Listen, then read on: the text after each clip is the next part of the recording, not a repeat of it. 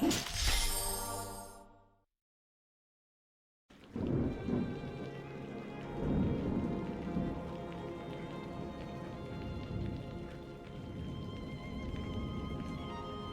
evening, dear traveler of the night. Welcome, welcome. Welcome to another gentle journey through the realms of story and dream. I am your guide tonight, your storyteller, your companion through the soft hours that lie ahead. And oh, what a journey we shall take together. Settle in now. Feel your body sinking into the comfort that surrounds you. Your pillows, your blankets, the warmth of this quiet moment. Let everything else fade away.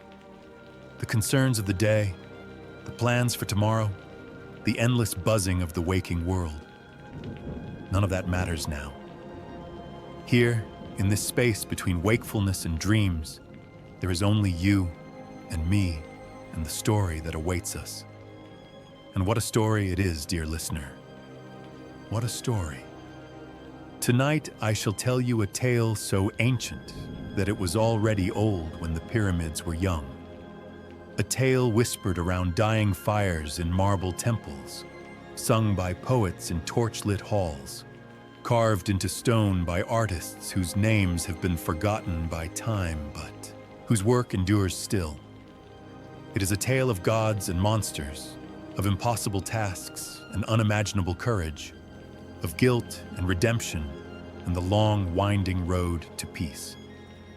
This is one of the greatest stories ever told. This is the story of the 12 Labours of Hercules. Breathe in now, slowly, deeply. Feel the air filling your lungs with warmth and calm. And as you exhale, let yourself begin to drift. Not toward sleep, not yet, but toward that ancient world where our story takes place.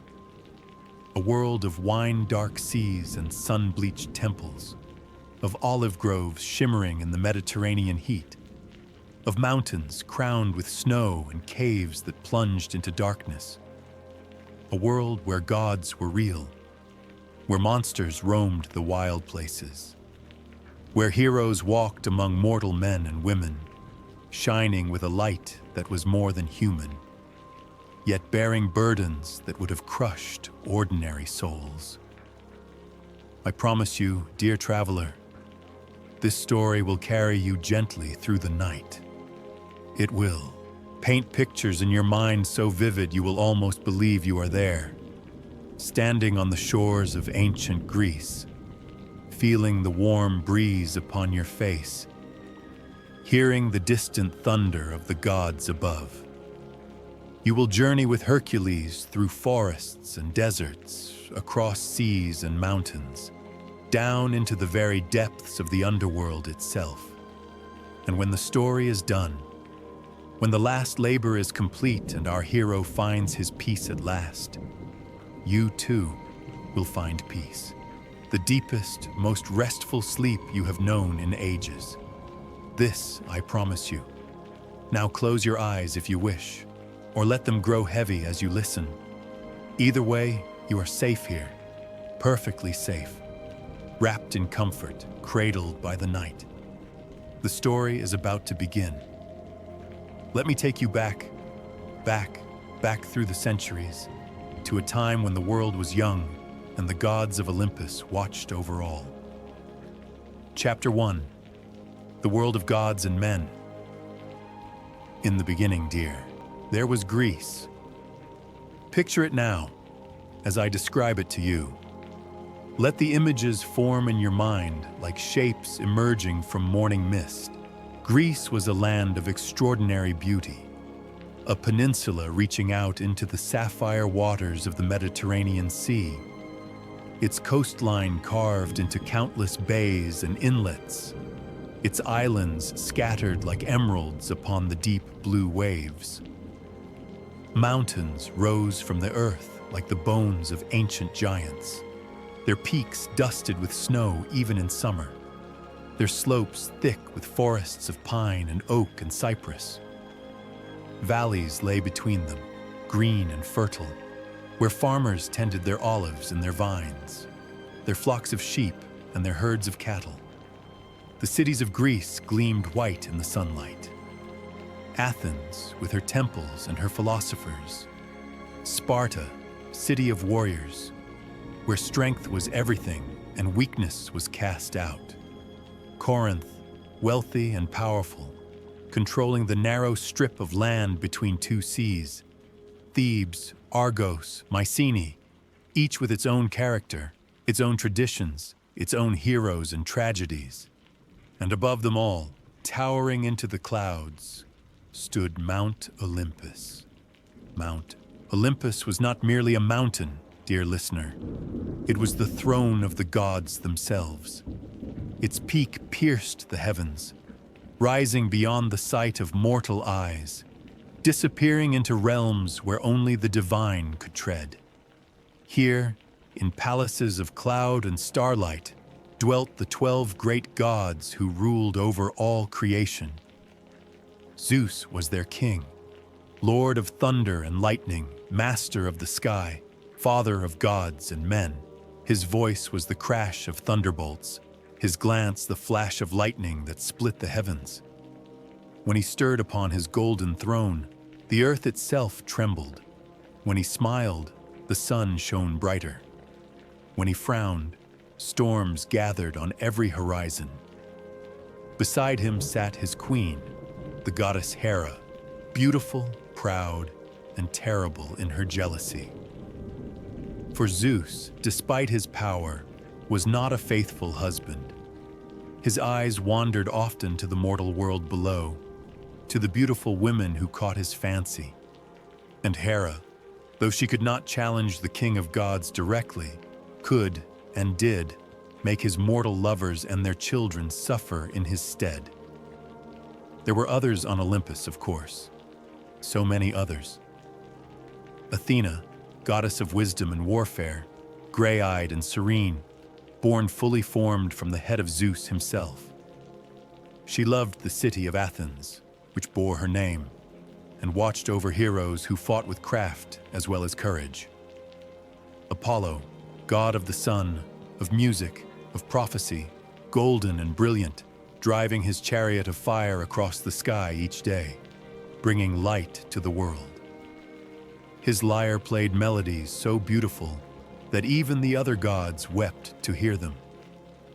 Artemis, Apollo's twin, goddess of the hunt and the moon, silver to his gold, wild where he was civilized, dwelling in forests with her band of immortal huntresses, sworn to purity and the chase. Ares, god of war, brutal, bloodthirsty, delighting in the clash of bronze and the cries of the dying. Unlike Athena, who loved strategy and skill, Ares loved only violence for its own sake. Aphrodite, goddess of love and beauty, born from the sea foam, irresistible even to the gods themselves, able to make even the wisest lose their hearts and their minds. Hephaestus, god of the forge, lame but brilliant, worketh in caverns of fire beneath volcanic mountains, crafting weapons and armor and jewelry of such perfection that nothing mortal could match them. Hermes, messenger of the gods, swift as thought, cunning as a fox, wearing winged sandals that let him fly between Olympus and the mortal world in the blink of an eye. Demeter, goddess of the harvest, maternal and generous, ensuring that crops grew tall and livestock flourished. Poseidon, lord of the sea, brother to Zeus, equally powerful in his own domain, commanding the waves and the creatures within them. And Hades, lord of the underworld, also a brother of Zeus, though he did not dwell on Olympus. His kingdom was beneath the earth, in the realm of the dead, where shades wandered forever in gray twilight, awaiting judgment that would never come. These gods were not distant, uncaring beings, dear listener. They did not merely observe from afar. They meddled in mortal affairs constantly, loving and hating, rewarding and punishing, playing with human lives like children playing with dolls, A man might find himself blessed by one god and cursed by another, caught between divine rivalries he could not begin to understand. And sometimes the gods took mortal forms and walked among the people of Greece. They attended festivals disguised as travelers. They tested the hospitality of villagers, rewarding the generous and punishing the cruel. They fell in love with beautiful mortals, and from these unions came children who were more than human, heroes blessed with gifts beyond ordinary men and women, destined for greatness. It was from such a union that our hero was born. It was from such a union that Hercules came into the world. Chapter 2. The Birth of a Hero. Long, long ago, in the city of Thebes, there lived a woman named Alcmene. She was the daughter of a king and the wife of a general, beautiful, virtuous, faithful to her husband above all else.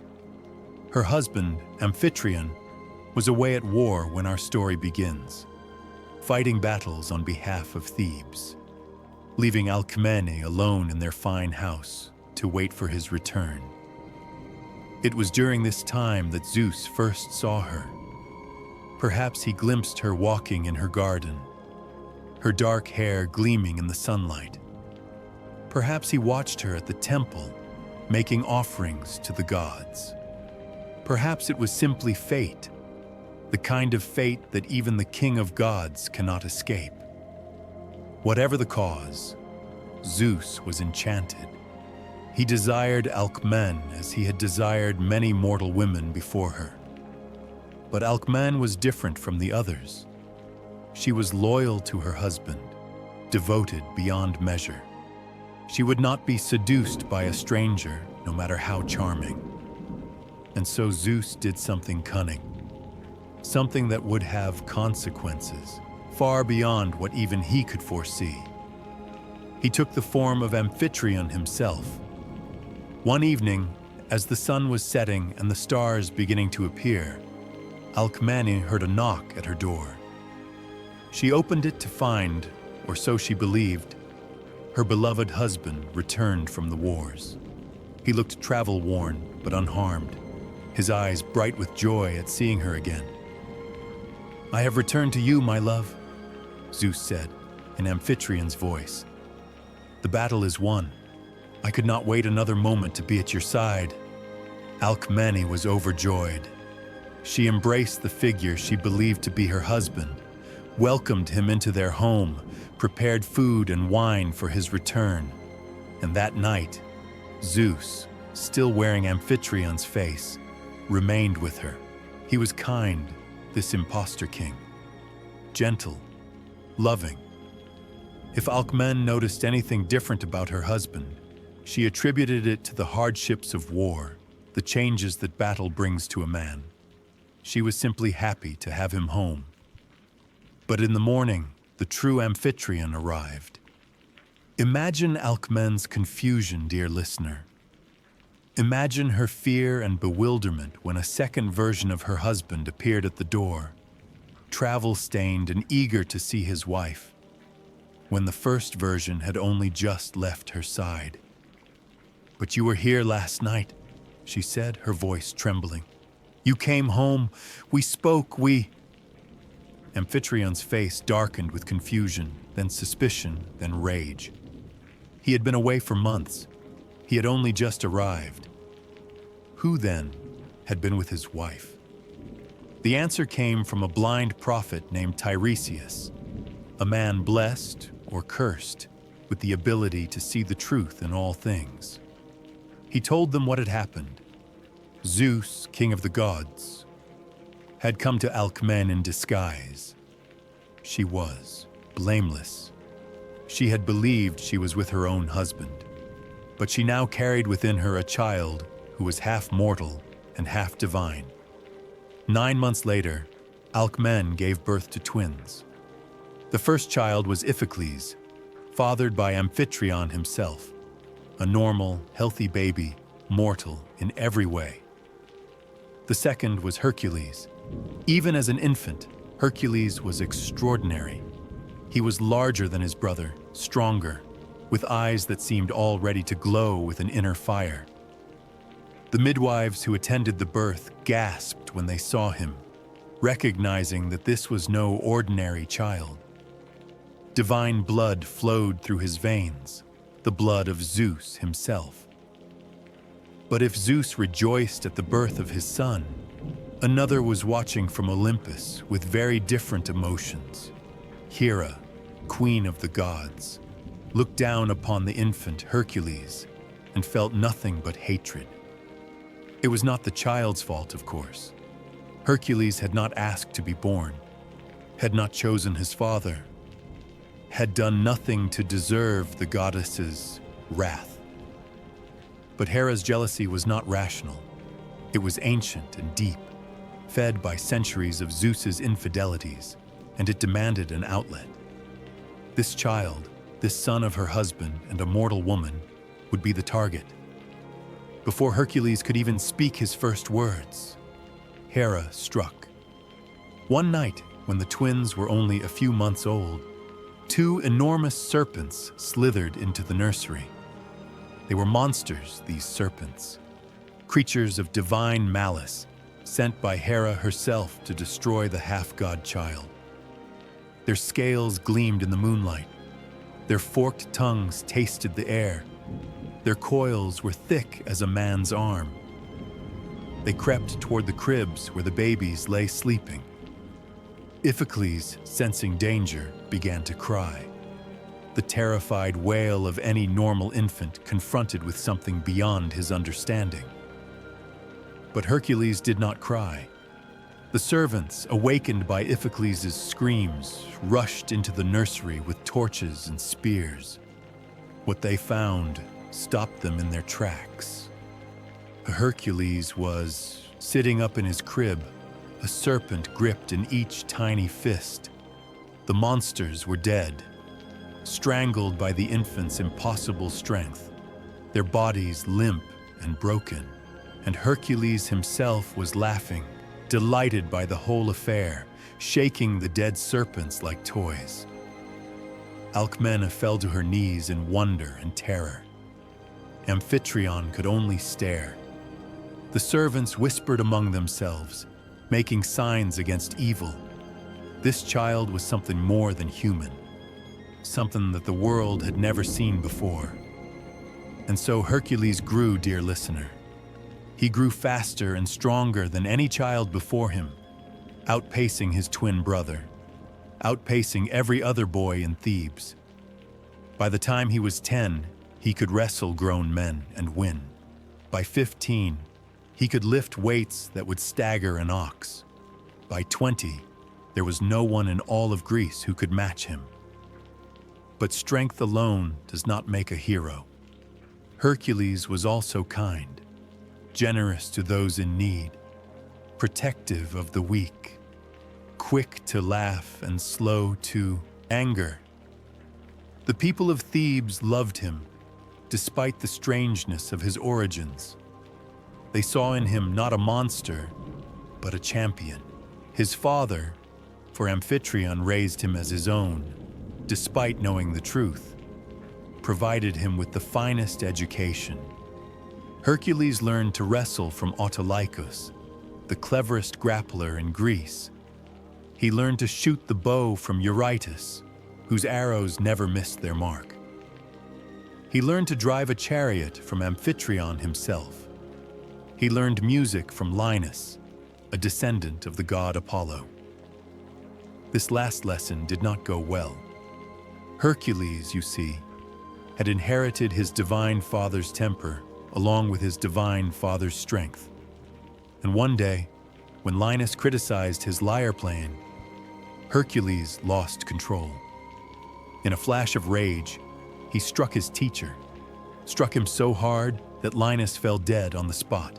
It was an accident. Hercules had not meant to kill. But the damage was done, and for the first time, he understood the danger that lived within him. His strength, which should have been a gift, could become a curse if he did not learn to control it. He spent the rest of his youth struggling with that lesson, learning patience, practicing restraint, trying to be worthy of the divine blood in his veins. In time, Hercules married. His bride was Megara, daughter of the king of Thebes, a beautiful, gentle woman who loved him despite his frightening power. They were happy together, dear listener, truly happy. They had children. The ancient sources disagree on how many, but all agree that Hercules loved them with all his great heart. For a few brief years, it seemed that Hercules had escaped Hera's curse. He had a family, a home, a purpose. The goddess appeared to have forgotten him, but Hera never forgot. She was only waiting. Chapter 3: The Madness and the Crime. What I must tell you now, dear listener, is the darkest part of our tale. It is the shadow that hangs over everything that follows, the wound that drives Hercules to his impossible labors, the guilt that he will carry until the end of his days. But do not be afraid. The darkness does not last, and even in the depths of tragedy, there are seeds of redemption waiting to bloom. Breathe in and out. Let yourself remain calm, cradled in comfort. We will pass through this shadow together and emerge on the other side into light. One day, when Hercules was at the peak of his happiness, his children playing around him, his wife smiling at his side, Hera struck at last. She did not send monsters this time. She did not send assassins or plagues or natural disasters. She sent something far worse. She sent madness. A cloud descended upon Hercules' mind, thick and dark, blotting out reason, transforming everything he saw. He no longer recognized his home. He no longer recognized his family. In place of Megara and his children, he saw enemies, monsters perhaps, or invaders come to destroy everything he loved. And Hercules, the strongest man in the world, attacked. I will not describe what happened next in detail, dear listener. Some things are too terrible for words, especially at this hour of rest and peace. Suffice it to say that when the madness lifted, as suddenly as it had come, Hercules found himself surrounded by tragedy. His family was gone, his wife, his children, all gone. And the blood on his hands told him who was responsible. Not Hera, though she had cast the curse. Him, Hercules himself. He had done this. His own strength turned against those he loved most. The sound that escaped him was not human. It was the howl of a wounded animal, the cry of a soul torn in two. He fell to his knees among the ruins of his happiness and wept as he had never wept before, as he would never weep again. The people of Thebes, hearing the commotion, gathered outside his house. They saw the great hero on his knees, saw what had happened, and understood. Some wept with him. Others turned away, unable to bear the sight. A few whispered that he should be punished, should be executed for what he had done. But most understood that no punishment they could inflict would be greater than what Hercules was already suffering. For months, Hercules wandered in a fog of grief and guilt. He could not eat, could not sleep, could not find rest anywhere in the world. The blood on his hands, though he scrubbed them raw, would never truly wash away. The faces of his children haunted his dreams and his waking hours alike. Finally, unable to bear it any longer, he went to the oracle at Delphi. The oracle was the voice of Apollo, god of prophecy. She sat in a sacred cave, breathing vapors that rose from a crack in the earth, speaking in riddles that foretold the future.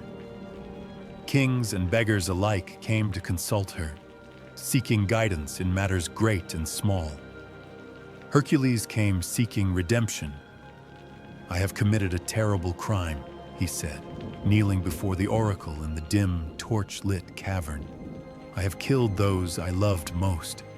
I seek purification. I seek forgiveness. Tell me what I must do." The oracle's eyes rolled back in her head. Her body shook with the force of the god speaking through her. And when she spoke, her voice was not her own. It was deeper, stranger, echoing with divine authority. "You shall go to Tiryns," the oracle said. "There you shall serve King Eurystheus for 12 years. You shall perform whatever tasks he sets before you, no matter how impossible they may seem. And at the end of your service, if you complete all that is asked of you, your guilt shall be washed clean. You shall be purified. You shall be forgiven." Hercules bowed his head. "I understand. I accept." "One thing more," the oracle added. "The goddess Hera opposes you. She will ensure that the tasks are truly impossible. Monsters no mortal could defeat. Labors no strength could complete. But you are more than mortal. And if you endure, if you persevere, you will not only be forgiven, you will become immortal. You will join the gods themselves on Olympus." And so Hercules went to Tiryns.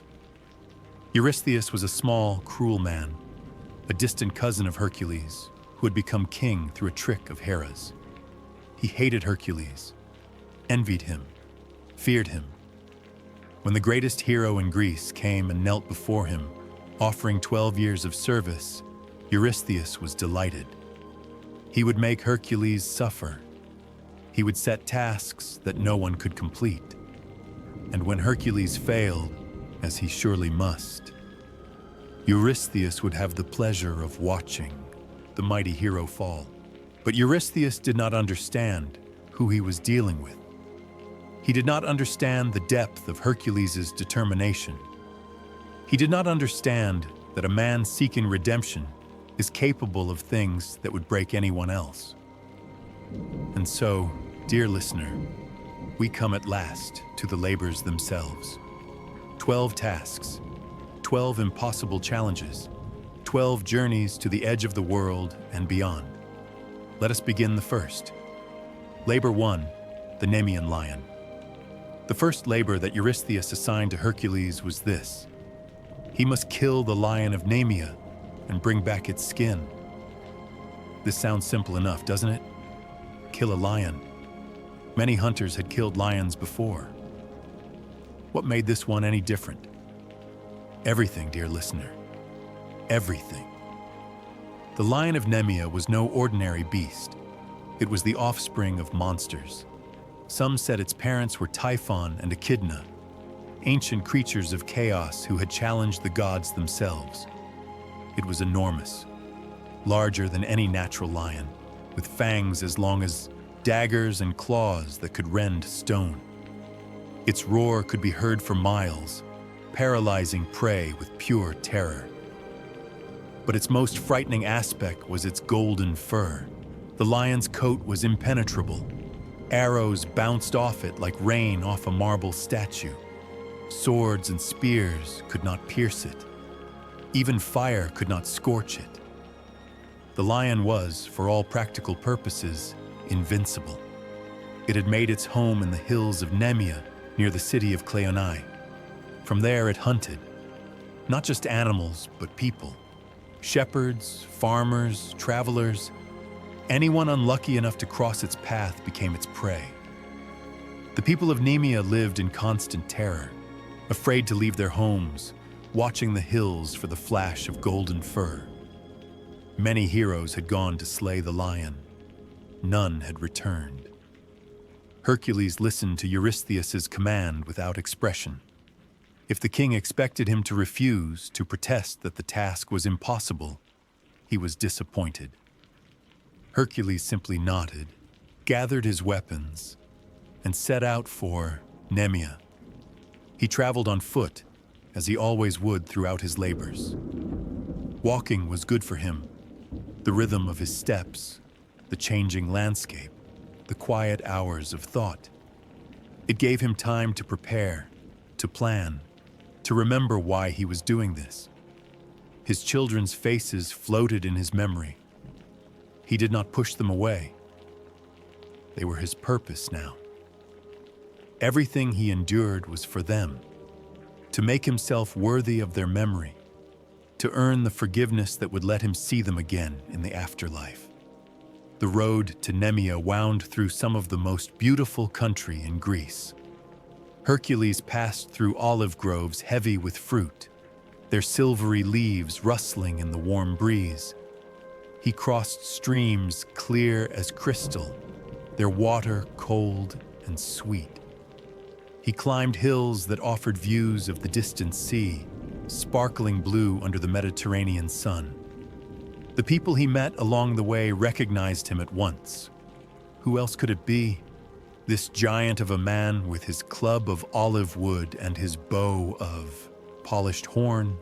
Some offered him food and shelter. Others fled, remembering the madness that had taken him, fearing that it might return. Hercules accepted the kindness with gratitude and the fear with understanding. He could not blame them. He would have feared himself if he could. He reached the hills of Nemea on a day when the sun was particularly bright, the sky particularly clear. It was the kind of day when it seemed impossible that anything evil could exist in the world, a day of warmth and peace and beauty. But beauty and evil often dwell side by side. The lion's territory was easy to find. The signs were everywhere, bones scattered among the rocks, the paths cleared of all life, the eerie silence that falls over a place where a great predator holds sway. Even the birds were gone, having learned that to fly here was to die here. Hercules spent 2 days searching for the lion. He found its tracks, enormous paw prints pressed deep into the earth.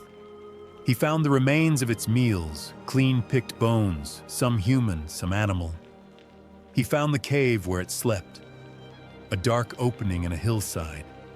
The rocks around it stained dark with old blood. But he did not find the lion itself. The beast seemed to know he was coming, to be avoiding him deliberately. Perhaps it was cunning enough to recognize a threat. Perhaps Hera herself had warned it. No matter, Hercules was patient. He was very, very patient. On the 3rd day, he saw it. The lion emerged from a copse of trees not 100 yards away, its golden fur blazing in the afternoon light.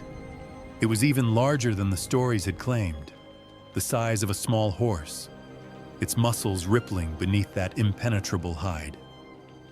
It saw Hercules at the same moment he saw it, and for a long moment, the two simply stared at each other. Predator and predator, monster and monster slayer. Then the lion charged.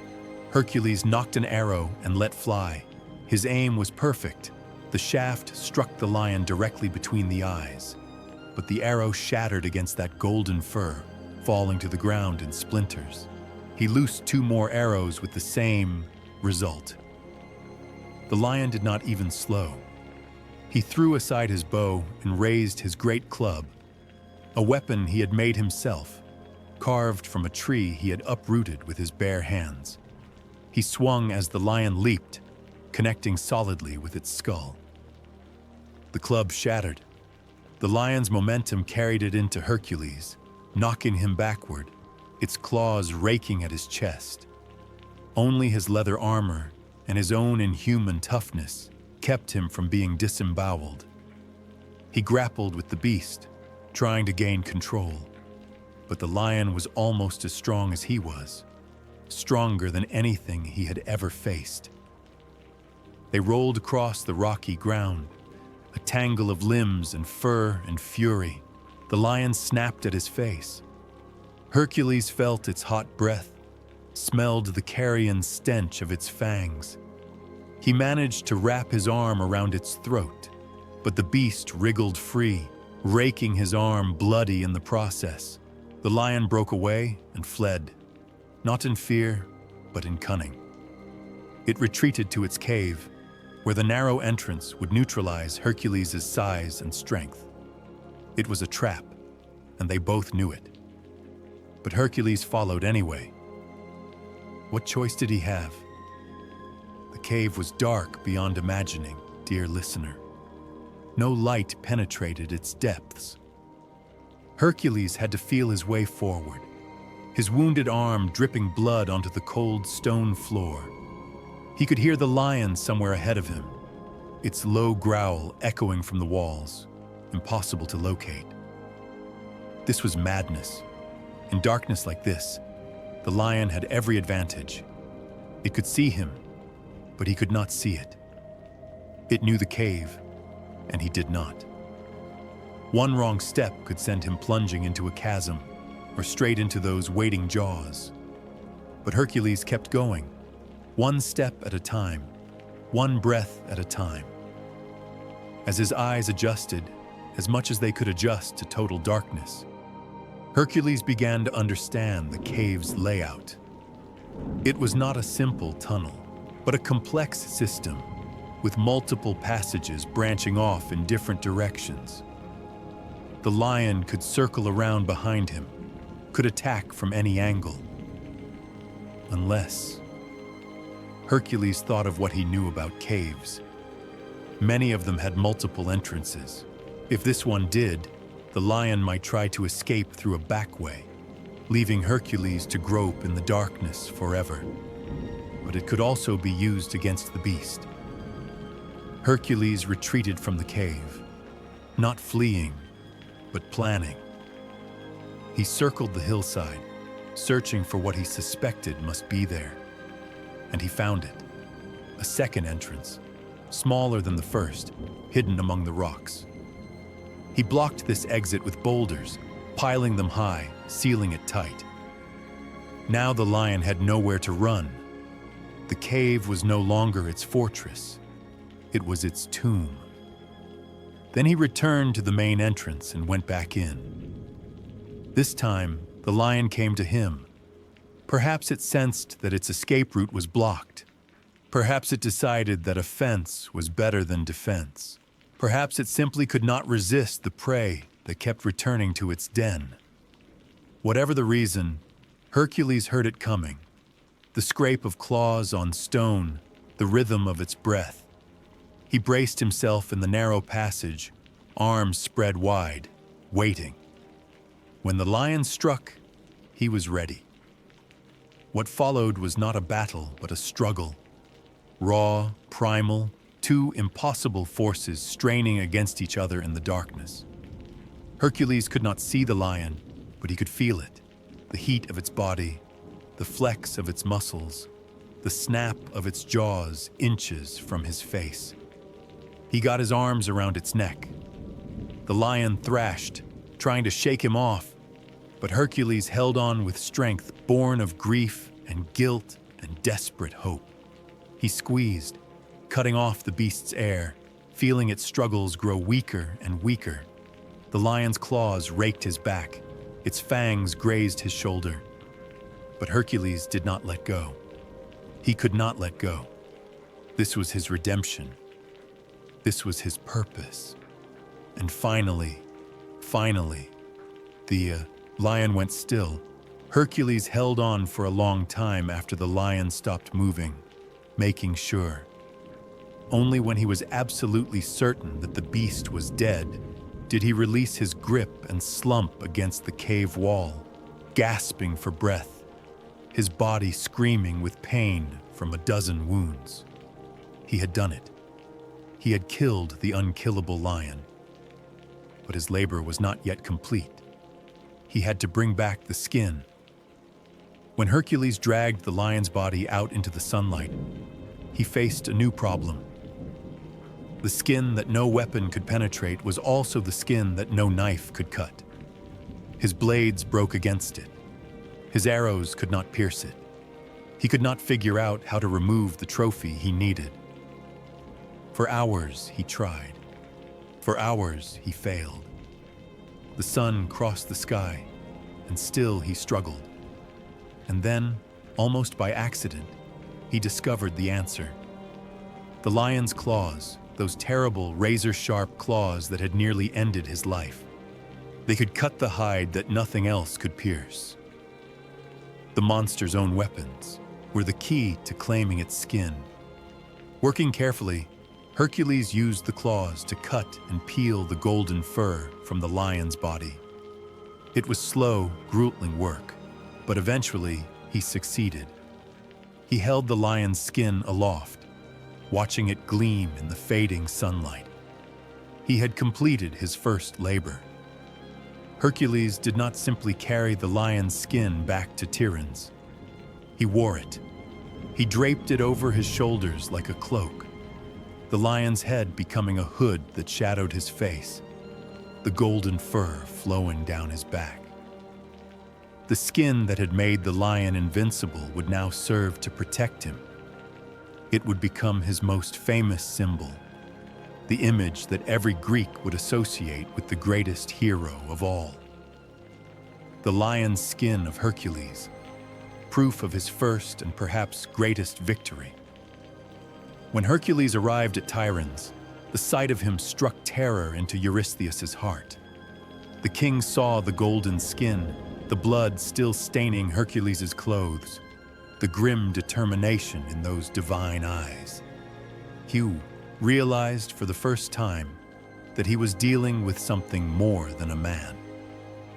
In fact, Eurystheus was so frightened that he had a great bronze jar buried in the ground, just deep enough to hide in. From that point forward, whenever Hercules returned from a labor, Eurystheus would hide in his jar and communicate through a herald. He was a cowardly king, but a cunning one. He immediately began planning the second labor, something even more terrible than the first, something Hercules could not possibly survive. Hercules rested between his labors. He was given time to heal, to recover his strength, to prepare for whatever came next. These moments of peace were precious, brief islands of calm in a sea of struggle.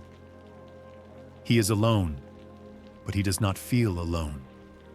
The spirits of his lost family are with him always, watching over him, waiting for the day when he will join them. Every labor he completes brings him one step closer to that reunion, one step closer to peace. Labor 2, the Lernaean Hydra. For his second labor, Eurystheus sent Hercules to destroy the Hydra of Lerna, a monster so terrible that even the gods treated it with caution. The Hydra lived in the swamps near the town of Lerna in the region of Argos. This was no ordinary swamp, dear listener. It was a place of perpetual darkness, where mist rose from still black waters day and night, where the trees grew twisted and pale from lack of sun, where the air itself seemed thick with malevolence. The Hydra was the offspring of Typhon and Echidna, the same monstrous parents who had sired the Nemean lion. It was a serpent of enormous size, with a body thick as an ancient oak and skin covered in scales of poison green. But its most horrifying feature was its heads. The Hydra had 9 of them, 9 serpent heads, each with its own fangs dripping venom, each capable of striking independently. The heads hissed and snapped at each other when there was no prey to hunt, writhing on their long necks like a nest of vipers magnified 1,000 times. And there was another gift that made the Hydra nearly invincible. When one head was cut off, 2 new heads would grow in its place. Many heroes had tried to kill the Hydra. They would sever a head, then watch in horror as 2 more sprouted from the bloody stump. In moments, they would be overwhelmed by even more heads than before. and the Hydra would feast. Hercules knew all of this. The stories of the Hydra were told throughout Greece as warnings against hubris, against attempting the impossible. But Hercules had already done the impossible once. He would do it again. This time, he did not go alone. His nephew Iolaus, the son of his brother Iphicles, insisted on accompanying him. Iolaus was young but brave, devoted to his uncle, eager to prove himself. Hercules tried to refuse, knowing the danger, but Iolaus would not be dissuaded. "You cannot fight this monster alone, uncle," he said. "Two swords are better than one, and two minds are better than one as well." Hercules considered this. The boy had a point. Perhaps there was wisdom in accepting help, even for one who bore his burden alone. They set out together for Lerna. The approach to the Hydra's lair was treacherous. The ground grew softer as they traveled, solid earth giving way to mud and muck that sucked at their feet with every step. The air grew thick with moisture and the smell of decay, rotting vegetation, stagnant water, death. The trees here were unlike any Hercules had seen, pale, twisted things that seemed to reach toward travelers with grasping branches. Spanish moss hung from their limbs in gray curtains, filtering what little light penetrated the eternal mist. Birds did not sing in this forest. Insects did not buzz. The only sounds were the squelch of footsteps and the distant bubbling of marshy water. The Hydra made its home near a spring called a Mimone. Legend said that the spring was sacred, but the Hydra's presence had poisoned it long ago. The water that bubbled up now was not clean and pure, but dark and oily, giving off fumes that made the head spin and the stomach churn. As Hercules and Iolaus approached, they saw the entrance to the Hydra's cave, a dark opening at the base of a hill, half submerged in the foul water of the swamp. The reeds around it were trampled flat, and the mud was churned by the passage of something enormous. It lunged at him, claws extended. He caught them, one in each hand, and for a moment, crab and hero strained against each other, strength against strength. Then Hercules pulled. The crab's claws tore free from its body with a wet, crunching sound. The creature collapsed, dying, its legs twitching uselessly. Hercules did not even pause to watch. He retrieved his sword from the pinned Hydra head and severed it completely. Iolaus was there with the torch a moment later. 7 heads, 8. Only one remained, the center head, the largest and most terrible. And this head was different from the others. It was immortal, blessed by Hera herself, impossible to kill by any means. Hercules knew this, but he had a plan. He severed the final head with a stroke that put all his divine strength behind it. The Hydra's body collapsed, finally dead, its massive coils relaxing into the muck. But the head itself remained alive, snapping, hissing, its eyes still filled with murderous fury. Hercules carried it to a spot he had noticed earlier, a great boulder standing alone at the edge of the swamp. He dug beneath the boulder with his bare hands, excavating a deep hole in the rocky earth. Into this hole he placed the still living head. Then he rolled the boulder over it, sealing it away forever. The immortal head could not be killed, but it could be imprisoned. And there, beneath that stone, it would remain for all eternity, alive but trapped, raging impotently against the rock that held it down. Hercules stood in the bloody muck of the swamp, his body covered in cuts and burns from the Hydra's venom, which had splashed on him during the battle. Iolaus stood beside him, similarly wounded but triumphant. "We did it, Uncle," the young man said, his voice hoarse. "We killed the Hydra." Hercules nodded slowly. "We did. Together." Before leaving the swamp, Hercules did one more thing. He dipped his arrows in the Hydra's blood, that terribly potent venom that could kill anything it touched. These arrows would become his most deadly weapons, capable of slaying creatures that would otherwise be invulnerable. But there was a cost to using such poison. The venom of the Hydra was indiscriminate. It did not distinguish between enemies and friends, between monsters and innocents. Any wound inflicted by these arrows would be fatal and agonizing. Hercules hoped he would never have to use them. He did not yet know how wrong that hope would prove. When Hercules returned to Tiryns, Eurystheus was waiting in his bronze jar, peering out with fearful, beady eyes. He listened to the tale of the Hydra's defeat, and then declared that the labor did not count. "You had help," the king said, his voice muffled by the jar. "Your nephew assisted you. The terms were that you must complete the labors alone. This one does not count." Hercules' jaw tightened with anger. He wanted to tear the jar from the ground, to show this petty king what real strength looked like. But he controlled himself. He was here for redemption, not revenge. "As you wish," he said, his voice carefully neutral. "I will complete another labor in its place." And he would. But first, there was the third labor to complete. A labor that would require not strength, but patience. Labor 3, the Ceryneian Hind, shifting to gentler, more contemplative tone. The third labor was different from the first two.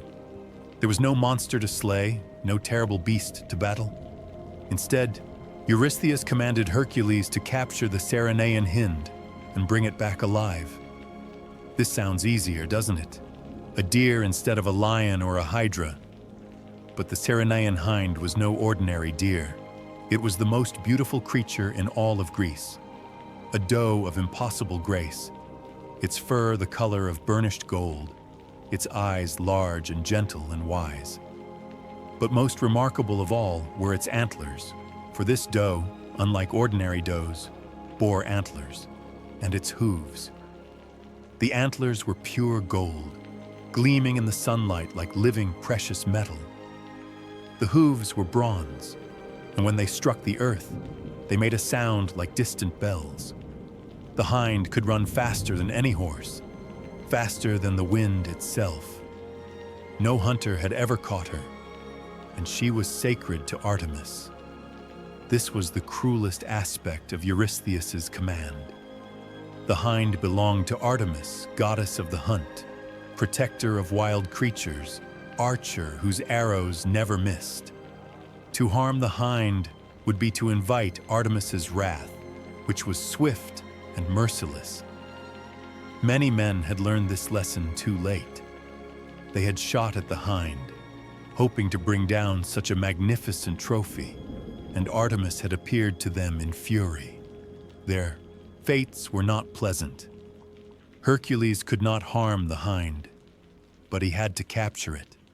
And capturing a creature faster than the wind without hurting it seemed genuinely impossible. Hercules tracked the hind to the forests of Cerynea in the region of Arcadia. These were ancient forests, old beyond reckoning, where the trees grew so tall and thick that even midday felt like twilight. Streams of crystal water wound between the trunks, and wildflowers carpeted the clearings in every color imaginable. He caught his first glimpse of the hind at dawn on his third day of searching. She stood in a meadow, grazing on dew-kissed grass, her golden antlers catching the first rays of sunlight. She was even more beautiful than the stories claimed, ethereal, almost impossible, a creature of pure grace. Hercules stepped into the meadow. The hind's head came up. Her eyes met his.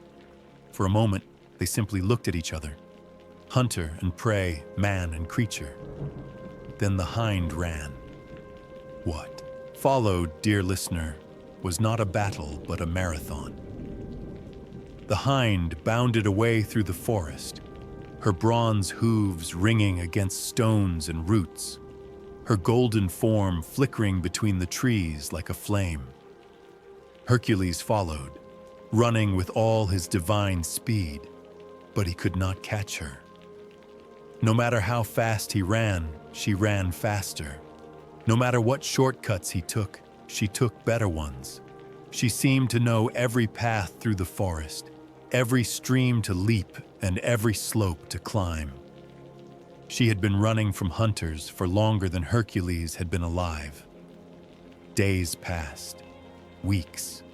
Still Hercules followed the hind, and still she stayed ahead of him. He pursued her through the forests of Arcadia, through the mountains of Thessaly, across the plains of Macedonia.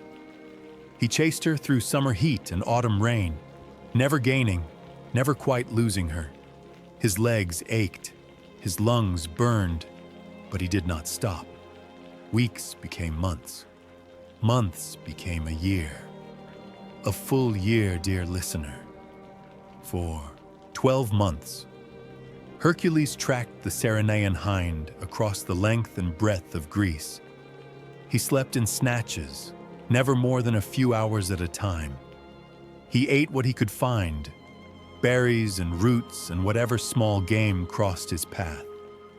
He grew leaner, harder, more focused.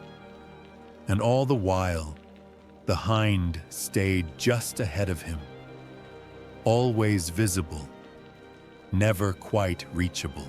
During this long pursuit, Hercules came to understand something about the hind and about himself. The hind was not running out of fear. She was testing him. Every day that he continued to follow, she was measuring his determination, his patience, his worthiness. She was not trying to escape. She was waiting to see if he would give up. And Hercules would not give up. He could not. His children were counting on him. His redemption was at stake. He would pursue this creature to the end of the world if necessary. He began to feel, strangely, a kinship with the hind. They were both runners, both pursuers of something that seemed forever out of reach. They were both testing their limits, pushing beyond what any ordinary being could endure. It happened at the edge of the known world, at the slopes of the Haemus Mountains, where the forests gave way to snow and ice, where the air was thin and the wind cut like knives. The hind had paused to drink from a stream, and Hercules, for the first time in a year, was close enough to touch her. He could have lunged, could have grabbed her antlers and ended the chase. But something stopped him. Instead, he spoke. "Sacred creature," he said, his voice hoarse from months of disuse. "I mean you no harm. I have been sent to bring you to a king, but I do not wish to hurt you. I only wish to complete my task, to earn redemption for a terrible crime." The hind raised her head and looked at him, and in her eyes, Hercules saw something like understanding. Before either could move, there was a flash of silver light, and Artemis herself appeared. The goddess was tall and beautiful, her dark hair bound back in a hunting braid, her bow gleaming at her shoulder. Her eyes, the color of moonlight, fixed on Hercules with an intensity that made even him shiver. "You have pursued my dear for a year," she said. "You have not harmed her. You have not even tried to trap her, only to follow."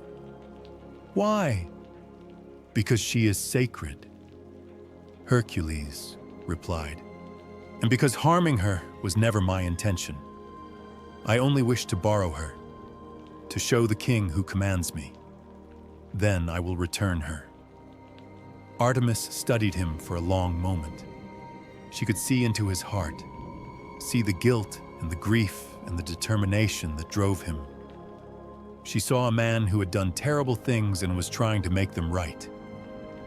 "You are an unusual mortal," she said at last. "Most who chase my deer wish only to possess her, to mount her antlers on their walls. But you understand that some things cannot be owned. They can only be respected." She turned to the hind and spoke softly in a language Hercules did not understand. The hind's ears flickered, and she walked calmly to Hercules' side, allowing him to rest his hand on her golden flank.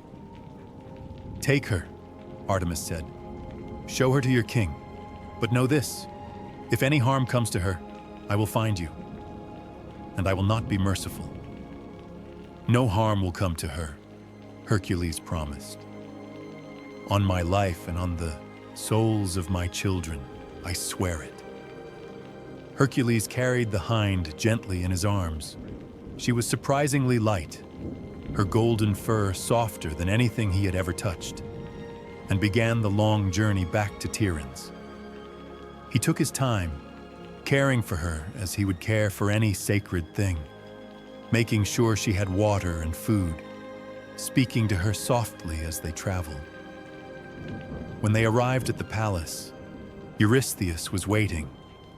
His eyes went wide with greed when he saw the hind's golden antlers. "Put her in my menagerie," he commanded. "She will be the crown jewel of my collection." Hercules' heart sank. He had promised Artemis that no harm would come to the hind. He could not let Eurystheus keep her.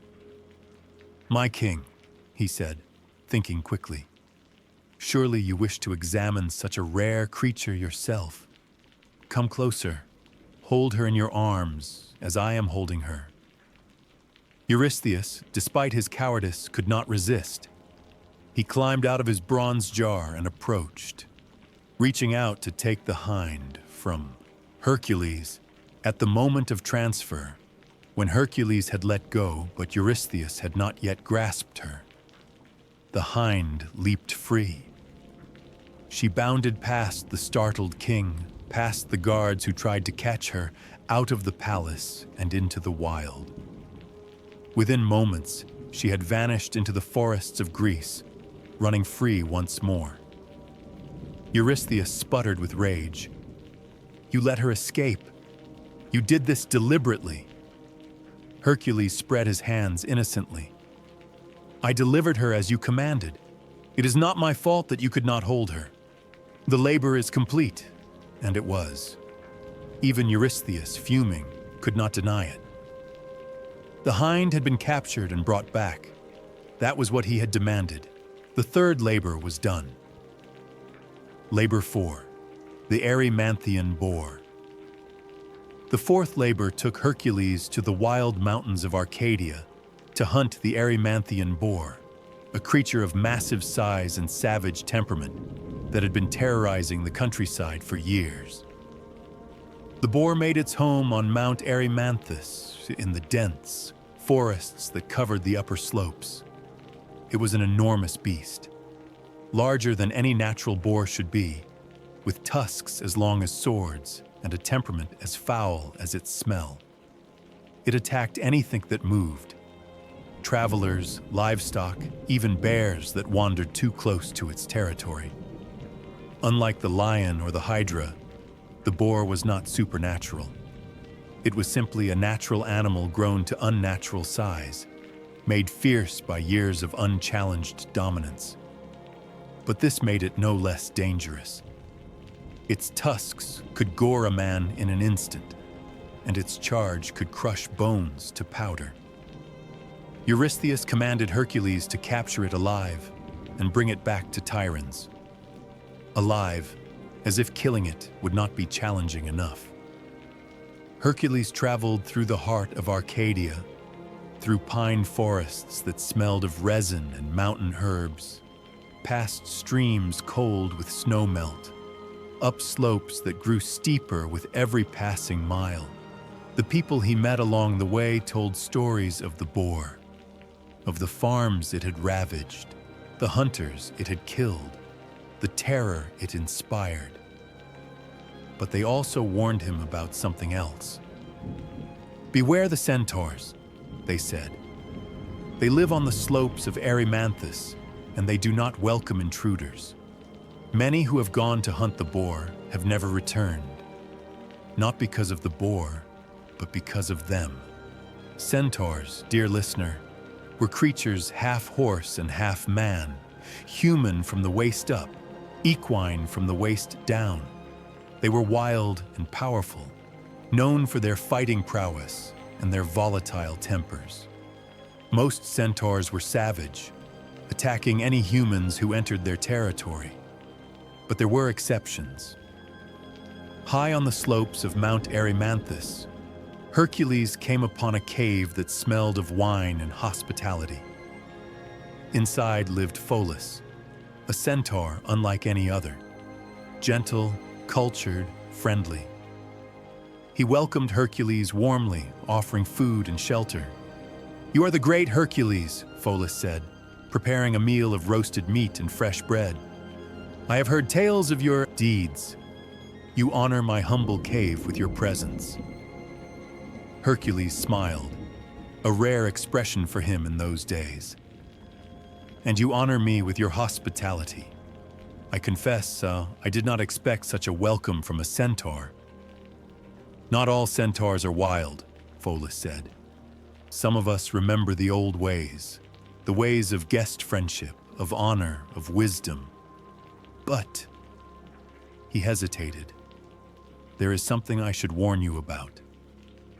In the back of Pholus's cave sat a great jar of wine, a gift from the god Dionysus himself, meant to be shared with all centaurs. It had never been opened. "The wine is sacred," Pholus explained. "Its scent carries for miles, and when the other centaurs smell it, they will come. They will not be as welcoming as I am. It would be best if you did not stay too long." But Hercules was tired, and the hospitality was genuine, and the wine smelled wonderful. Pholus, against his better judgment, opened the jar. The scent of the divine wine spread through the mountain forests like smoke. Within the hour, the other centaurs had arrived, dozens of them, wild and angry, demanding their share of the sacred drink. When they saw Hercules, they attacked without warning. What followed was chaos. Hercules fought with fists and club and arrows, the arrows dipped in the Hydra's venom, the only weapons capable of piercing centaur hide. The centaurs fell one by one, struck down by the deadly poison. Those who were not killed outright fled into the mountains, screaming in agony. When the battle was over, Hercules looked for Pholus and found him lying beside the body of a fallen centaur. The kind centaur had picked up one of Hercules' arrows, curious about the weapon that could fell his brothers so easily. He had accidentally pricked his finger on the poisoned tip. The Hydra's venom was already spreading through his veins. "This is not your fault," Pholus whispered, even as his skin began to darken and his breathing grew labored. "I was careless. You were defending yourself. Promise me, you will find the boar. Complete your labor." Hercules held his friend's hand as the venom did its terrible work. There was nothing he could do. The Hydra's poison had no cure. When Pholus was gone, Hercules buried him with honors befitting a hero. Then he continued up the mountain. His heart was heavy with new grief, another death on his hands, however indirect. But he could not stop. He could never stop. The boar was waiting, and his redemption lay at the end of this path. Hercules found the boar's territory marked by its devastation. trees scarred by tusks, brush trampled flat, the bones of previous victims scattered among the rocks. He tracked it for days, learning its habits, studying its patterns. The beast was cunning for all its size. It did not attack during the day, when visibility was good and a hunter's weapons could find their mark. It preferred the twilight, hours, when shadows provided cover and surprise was possible. But Hercules was more cunning still. He noticed that the mountain's upper slopes were covered in deep snow. Snow that would slow even the massive boar, that would exhaust it if it tried to charge through. He devised a plan. One dawn, when fresh snow had fallen overnight, Hercules positioned himself below the boar's lair. He made noise, shouting, banging his club against rocks, doing everything he could to provoke the beast. Then he ran. The boar, enraged beyond caution, charged after him. Hercules led the boar up into the deep snow, climbing slopes where the drifts were waist deep, where every step was a struggle. The boar followed, its short legs sinking into the white powder, its massive body churning forward with diminishing speed. Within minutes, the boar was exhausted. It thrashed in the snow, trying to free itself, but the more it struggled, the deeper it sank. Hercules approached carefully, watching for a final charge that never came. Then he wrapped chains around the beast's legs and slung it over his shoulders. The Erymanthian boar, terror of the mountains, was captured. The journey back to Tiryns was long and uncomfortable. The boar was heavy, and it did not stop struggling for even a moment. But eventually, Hercules arrived. He deposited the beast in the courtyard and called for Eurystheus to come and see. The king took one look at the enormous, thrashing, squealing boar and dove back into his bronze jar, trembling with fear. "Get it away!" he shrieked. "Get it away! Take it somewhere, anywhere, just get it out of my sight!"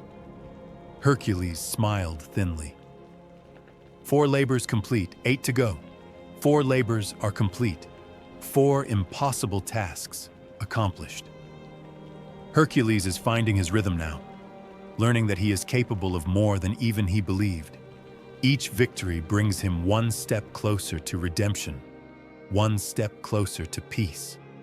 And you, dear traveler, are growing more relaxed with every passing moment. Your eyelids may feel heavy. Your limbs may feel warm and loose. This is good. This is natural. The story will continue, and you will follow it into sleep, if that is where it leads you, or simply into deeper and deeper relaxation. Either way, you are safe, perfectly safe. Now, where were we? Ah, yes, the 5th labor, Labor 5, the Augean stables. For his 5th labor, Eurystheus chose something different. Not a monster to slay, not a beast to capture. Instead, he assigned Hercules a task designed not to kill him, but to humiliate him. He commanded Hercules to clean the stables of King Augeas. Now, this might sound simple enough. Cleaning stables is honest work, the kind of labor that farmers and grooms perform every day. What could be so terrible about it? Everything, dear listener, everything. King Augeas was the ruler of Elis, a prosperous kingdom in the western Peloponnese. He was the son of Helios, the sun god himself, and his wealth was legendary throughout Greece. His greatest treasure was his cattle, a herd of 3,000 divine oxen, blessed by their grandfather, the sun, with health and vigor beyond any mortal livestock. These cattle had lived in the royal stables for 30 years, and in all that time, the stables had never been cleaned. Imagine it, dear listener. 3,000 cattle producing their natural waste day after day, year after year, for 3 decades. The stables of Augeas were not merely dirty, they were a disaster of legendary proportions. The filth had piled so high that it reached the rafters in places. The smell could be detected from miles away. Nothing could grow in the surrounding fields because the runoff had poisoned the soil. It was, without question, the most disgusting place in all of Greece. And Eurystheus commanded Hercules to clean it in a single day. One day, 24 hours to remove 30 years of accumulated filth from stables large enough to hold 3,000 cattle. Even with Hercules' supernatural strength, the task seemed genuinely impossible. He could shovel from dawn to dusk and barely make a dent. Eurystheus was laughing in his bronze jar when he gave this assignment. Finally, he thought, he had found a task that the great hero could not complete. And even if Hercules tried and failed, he would spend his day covered in manure, a fitting humiliation for the son of Zeus. But Eurystheus, like so many before him, underestimated Hercules. Hercules traveled to Elis and sought an audience with King Augeas. The king was a large, jovial man, fond of feasting and not particularly concerned with cleanliness, as his stables clearly demonstrated. "You wish to clean my stables?" Augeas laughed when he heard Hercules' request. "In a single day? Impossible. It cannot be done. Many have tried, you know. They all gave up within the hour." "I will not give up," Hercules said. "And if I succeed, I ask only for 1/10 of your cattle as payment." Augeas laughed even harder. 1/10 of his herd was still 300 cattle, a fortune by any measure. But the king was certain he would never have to pay. "Agreed," he declared. "Clean my stables by sunset, and 300 cattle are yours. Fail, and you leave empty-handed." Hercules walked through the stables, his face carefully neutral despite the overwhelming stench. He studied the layout. The rows of stalls, the drainage channels long since clogged, the walls and floors, and the accumulated filth that buried them all. Then he walked outside and studied the landscape. The stables sat in a valley between 2 hills, and flowing past those hills, not far away, were 2 rivers, the Alpheus and the Peneus. They were substantial rivers, their waters swift and cold, fed by snowmelt from the distant mountains. Hercules began to smile. He did not reach for a shovel. He did not roll up his sleeves and begin the endless, disgusting work of mucking out stalls. Instead, he began to dig. He dug trenches, great furrows in the earth, deeper than a man was tall, leading from the rivers toward the stables. He worked with supernatural speed, his divine strength turning what should have taken 100 men a week into a few hours' labor. The people of Elis gathered to watch, bewildered. What was the hero doing? How would digging ditches clean the stables? As the sun climbed toward noon, Hercules completed his trenches. Then he went to the rivers themselves and began to break down their banks. He started with the Alpheus, the larger of the 2 rivers. He tore at the earthen banks with his bare hands, hurling boulders aside like pebbles, widening the breach until the river began to pour through the gap he had created. Then he did the same to the Peneus. 2 rivers, diverted from their ancient courses, came rushing toward the stables of Augeas. The water roared through Hercules' trenches, building speed and power, a wall of liquid force that nothing could withstand. It struck the stables like a cleansing tide. The filth of 30 years, all of it, every last bit, was swept away in moments. The water scoured the floors, washed the walls, cleared the clogged drains, and carried the accumulated waste out the other side of the stables and away into the distant sea. Within the hour, the stables of Augeas were cleaner than they had been since the day they were built. But when Hercules came to collect his payment, Augeas refused. "You used trickery," the king sputtered, his face red with anger. "You didn't clean the stables, the rivers did. And besides, I have learned that you were sent here by Eurystheus, that this is one of your labors. You were going to clean the stables anyway, whether I paid you or not. Our bargain is void." Hercules' eyes darkened with anger. He had completed the impossible task. He had held up his end of the agreement, and now this greedy king was trying to cheat him. "You will regret this," Hercules said quietly. "Perhaps not today, perhaps not tomorrow, but one day when my labors are complete and I am free to act as I choose, I will return." He turned and walked away, leaving Augeas to his spotless stables and his 3,000 cattle and his fear. When Hercules returned to Tiryns and reported his success, Eurystheus found another reason to discount the labor. "You demanded payment," the king sneered from his bronze jar. "You tried to profit from your task.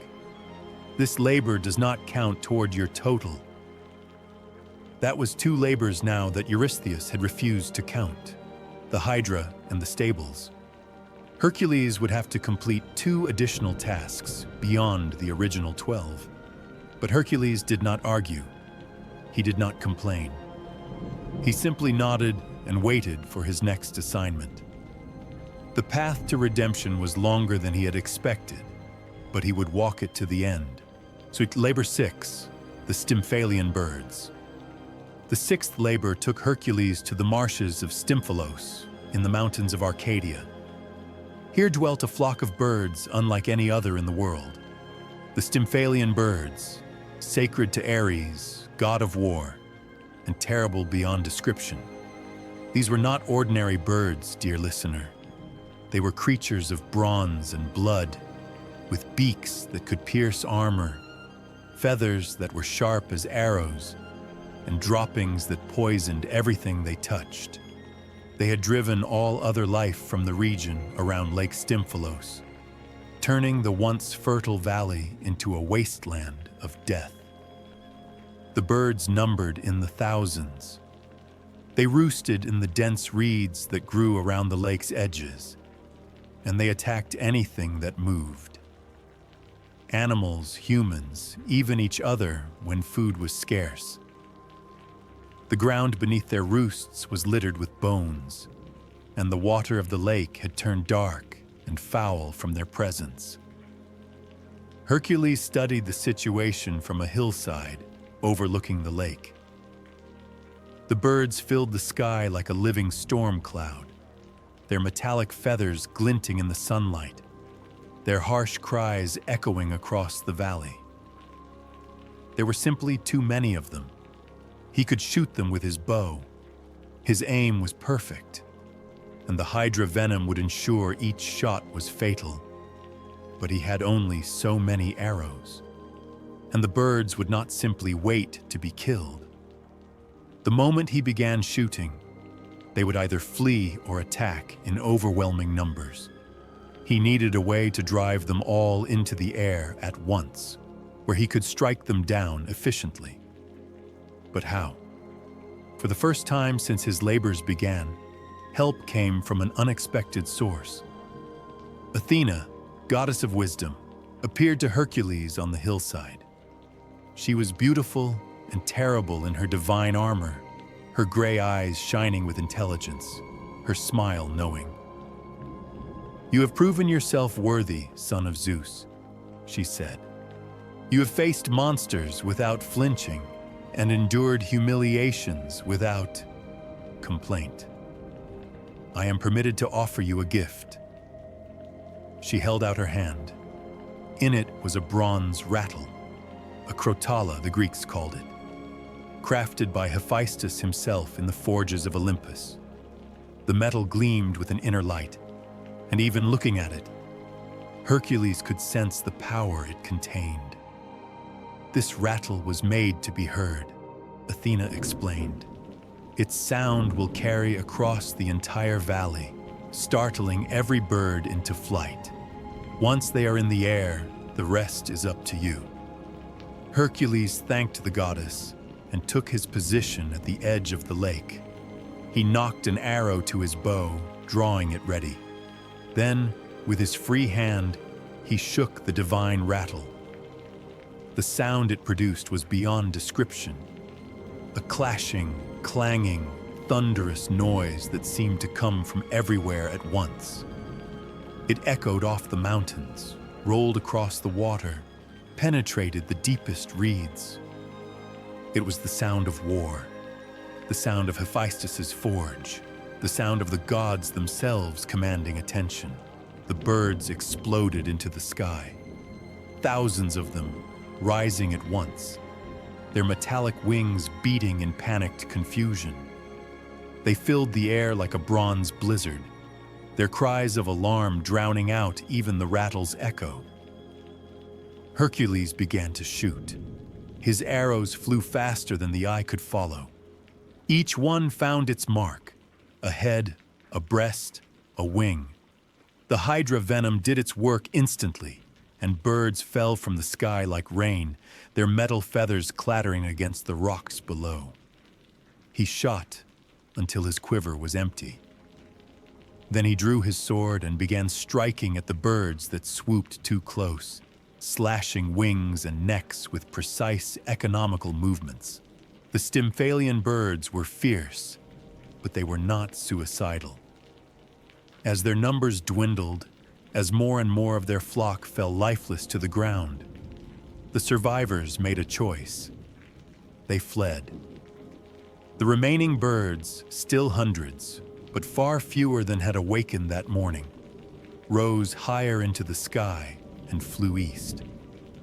They would eventually settle on the shores of the Black Sea, far from Greece, where they would trouble humanity no more.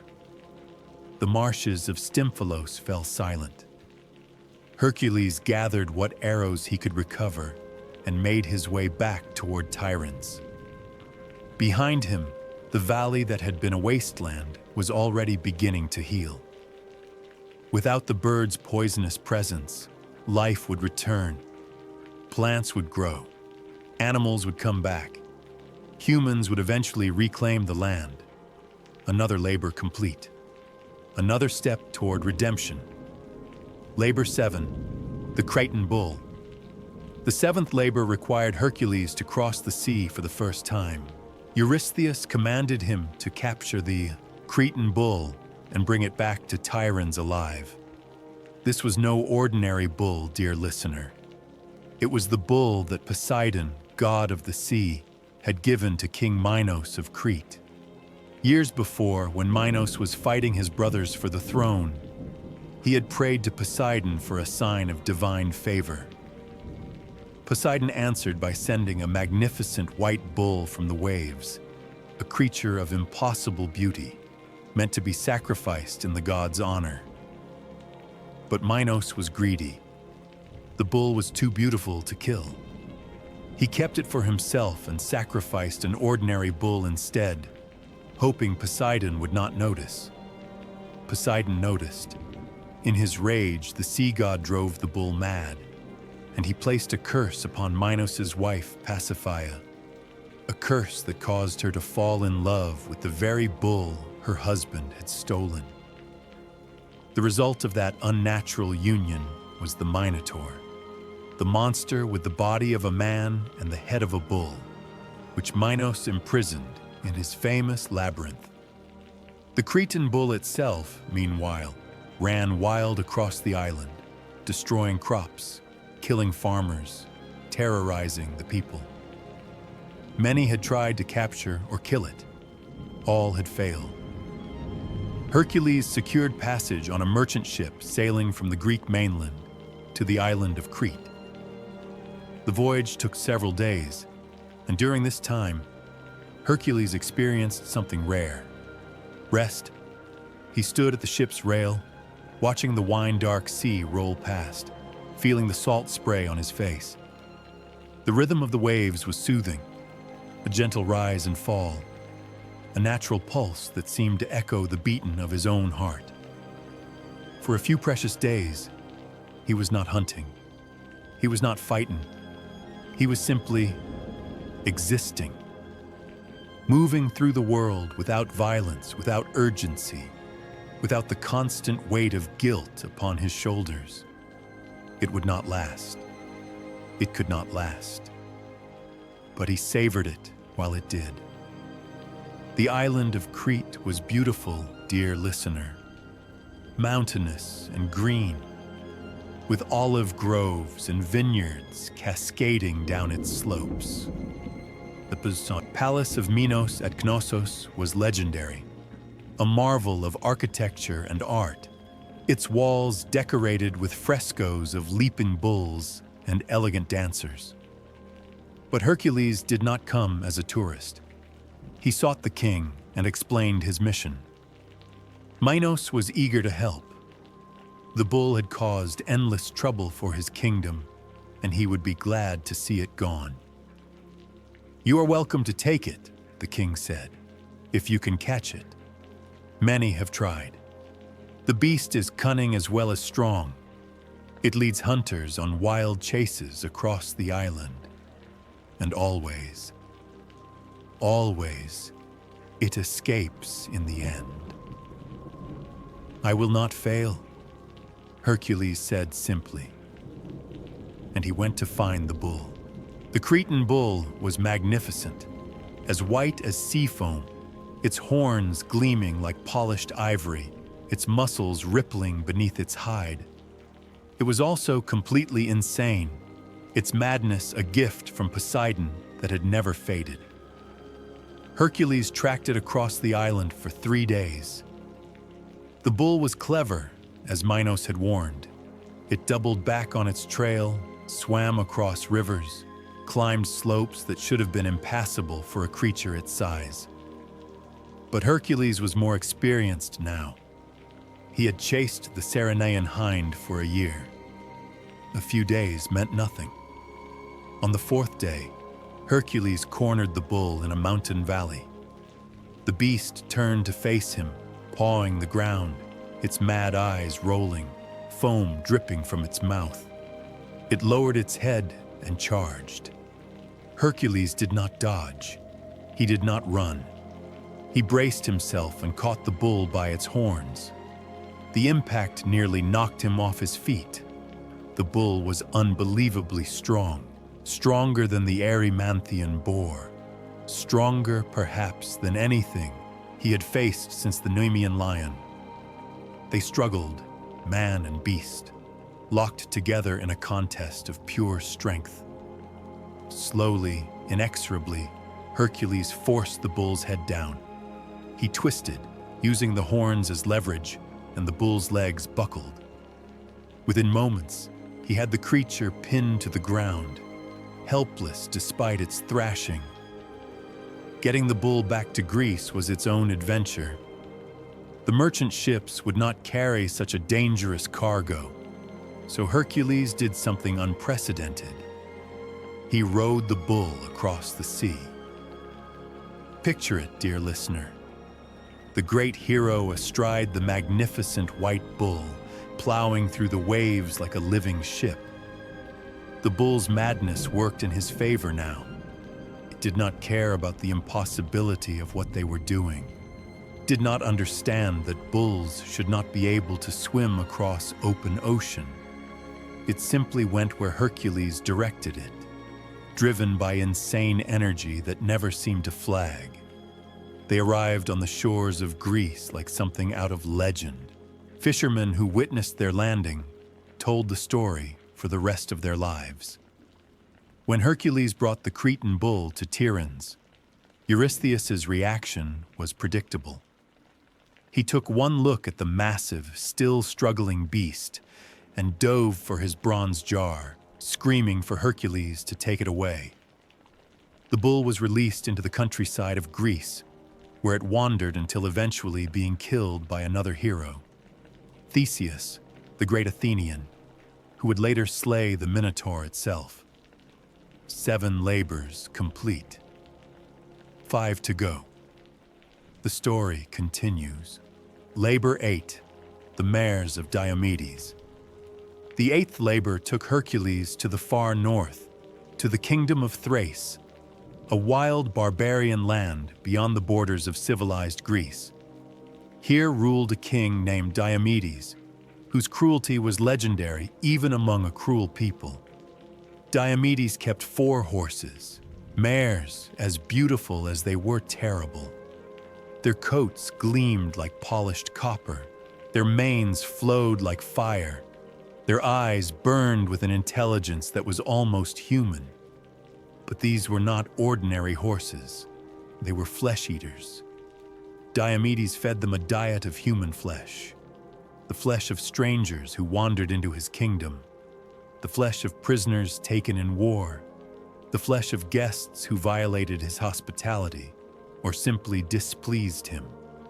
The mares had developed a taste for this terrible food, and they were kept chained in bronze stalls because they would attack and devour anyone who came close. Eurystheus commanded Hercules to capture these creatures and bring them back to Greece. Hercules did not travel alone this time. He brought companions, young warriors eager to prove themselves, devoted to the famous hero. Among them was his dear friend Abderus, a youth of great courage and loyalty who had begged to accompany him. "This will be dangerous," Hercules warned him. "All your labors are dangerous," Abderus replied, "and you should not face them alone."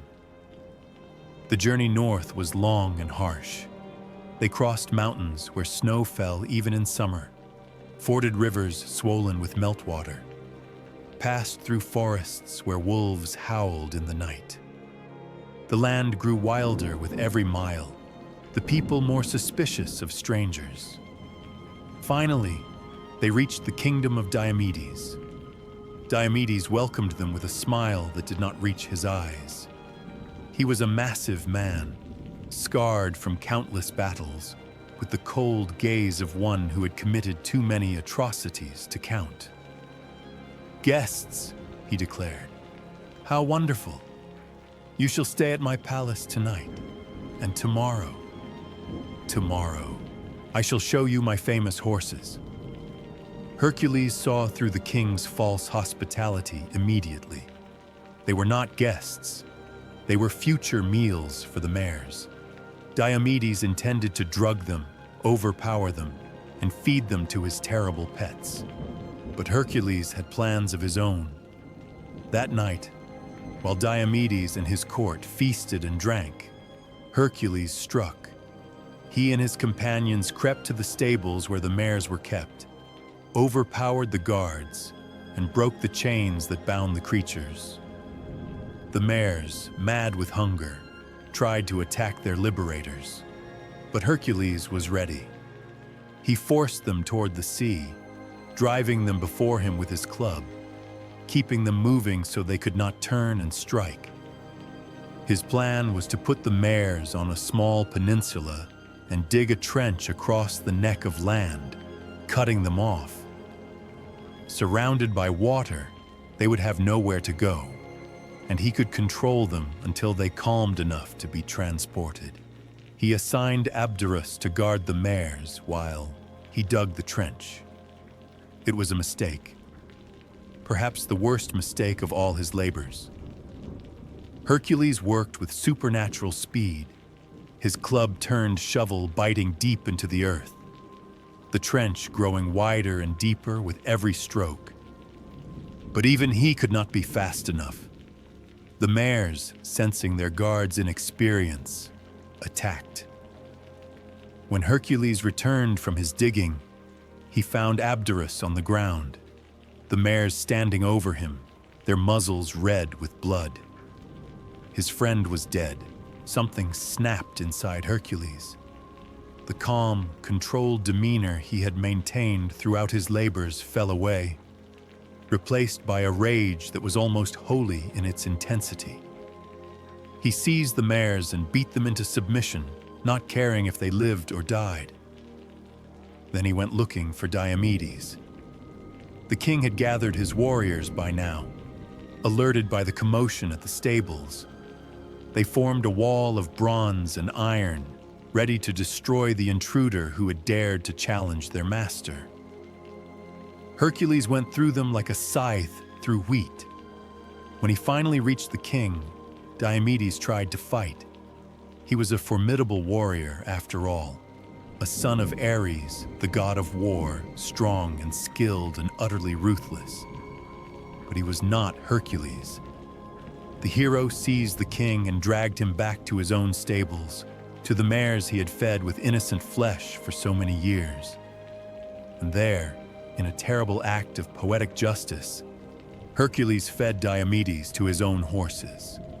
The mares, tasting their master's flesh, seemed to calm. Perhaps the curse of their hunger was satisfied. Perhaps the twisted bond between them and the king was broken by his death. Whatever the cause, they became docile, almost gentle. Hercules buried Abderus with full honors and built a city over his grave. Abdera, it would be called, in honor of the brave youth who had followed his hero to the end. Then he took the mares and began the long journey home. Eurystheus, predictably, wanted nothing to do with the man-eating horses. He ordered them released into the wild, where they were eventually killed by wild beasts. Some say they were destroyed by Zeus himself, who would not allow such unnatural creatures to roam free in his world. But by then, Hercules had already moved on to his next labor. Labor 9, the belt of Hippolyta. The ninth labor was, in some ways, the most heartbreaking of all. Not because of monsters or violence, though there would be plenty of both, but because of what might have been and what Hera's jealousy destroyed. Eurystheus commanded Hercules to obtain the belt of Hippolyta, queen of the Amazons. The Amazons, dear listener, were a nation of warrior women who lived on the shores of the Black Sea, far beyond the borders of the known world. They were fierce and proud, trained from childhood in the arts of war, answering to no man, governing themselves by their own laws. Their queen was Hippolyta, the mightiest of them all. She wore a belt of golden leather and bronze, a gift from Ares himself, a symbol of her authority over all the Amazon nation. It was this belt that Eurystheus's daughter wanted, and so it was this belt that Hercules was sent to obtain. Hercules gathered a crew of heroes and set sail across the Aegean, through the Hellespont, and into the Black Sea. It was a journey of many weeks, through waters that no Greek ship had ever sailed, past shores that were merely legend to most of Hercules' countrymen. The ship was well provisioned, and the crew was strong, but there was tension in the air. They were sailing to confront an entire nation of warriors, women who had been raised to fight and die without fear. How could even Hercules prevail against such odds? But Hercules had a plan. He would not fight if he did not have to. He would try first to negotiate. The ship landed on a beach of black sand beneath cliffs of gray stone. Within hours, Amazon scouts had spotted them and reported back to their queen. Within a day, Hippolyta herself came to meet the strangers. She was magnificent, dear listener, tall and strong, with hair as dark as the night sky, and eyes that burned with intelligence and pride. Her armor was bronze and leather. Her weapons were a bow and a double-headed axe, and on her waist she wore the famous belt, the golden symbol of her power. But she came not with an army, but with an escort. She came to talk. "You are Hercules," Hippolyta said, studying him with undisguised interest. "We have heard tales of your deeds even here, at the edge of the world. You are the son of Zeus, the slayer of monsters, the man who wears the lion's skin." "I am," Hercules replied, "and I have come in peace. I mean no harm to you or your people." "Then why are you here?" He explained the labors, the redemption he sought, the command of Eurystheus that had brought him across the sea. He spoke honestly, without deception, trusting that Hippolyta would respect the truth. She listened in silence. When he had finished, she surprised him. "The belt is mine to give," she said. "No one else can claim it, and no one can demand it. But you have come far, and your cause is worthy. The gods themselves have set you on this path." She reached down and unbuckled the golden belt from her waist. "Take it," she said, holding it out to him. "Take it, complete your labor, and go in peace. I ask only that you tell the world of the Amazons, that we are not savages or monsters, but a proud people who wish only to live as we choose." Hercules was stunned. He had expected battle, not generosity. He reached out to take the belt. And that was when Hera struck. The queen of the gods had been watching, and she would not allow Hercules' labor to be completed so easily. She descended among the Amazons disguised as one of their own, a trusted warrior, a voice of authority. "Sisters," she cried, "the Greeks have come to kidnap our queen. Hercules has cast a spell upon her, and now he means to take her back to Greece as a slave. We must fight. We must save Hippolyta." The Amazons, loyal and fierce, believed the lie. They snatched up their weapons and charged. Hercules saw the attack coming but could not understand it. What had changed? Why were the Amazons suddenly hostile? He looked at Hippolyta and saw confusion in her eyes as well, and something else. Fear. Understanding. "It is a trick," she said quickly. "Someone has deceived my people. I did not..." But there was no time for explanations. The Amazons were upon them, and Hercules' companions were drawing their swords to defend themselves. In the chaos that followed, Hercules could not distinguish friend from foe.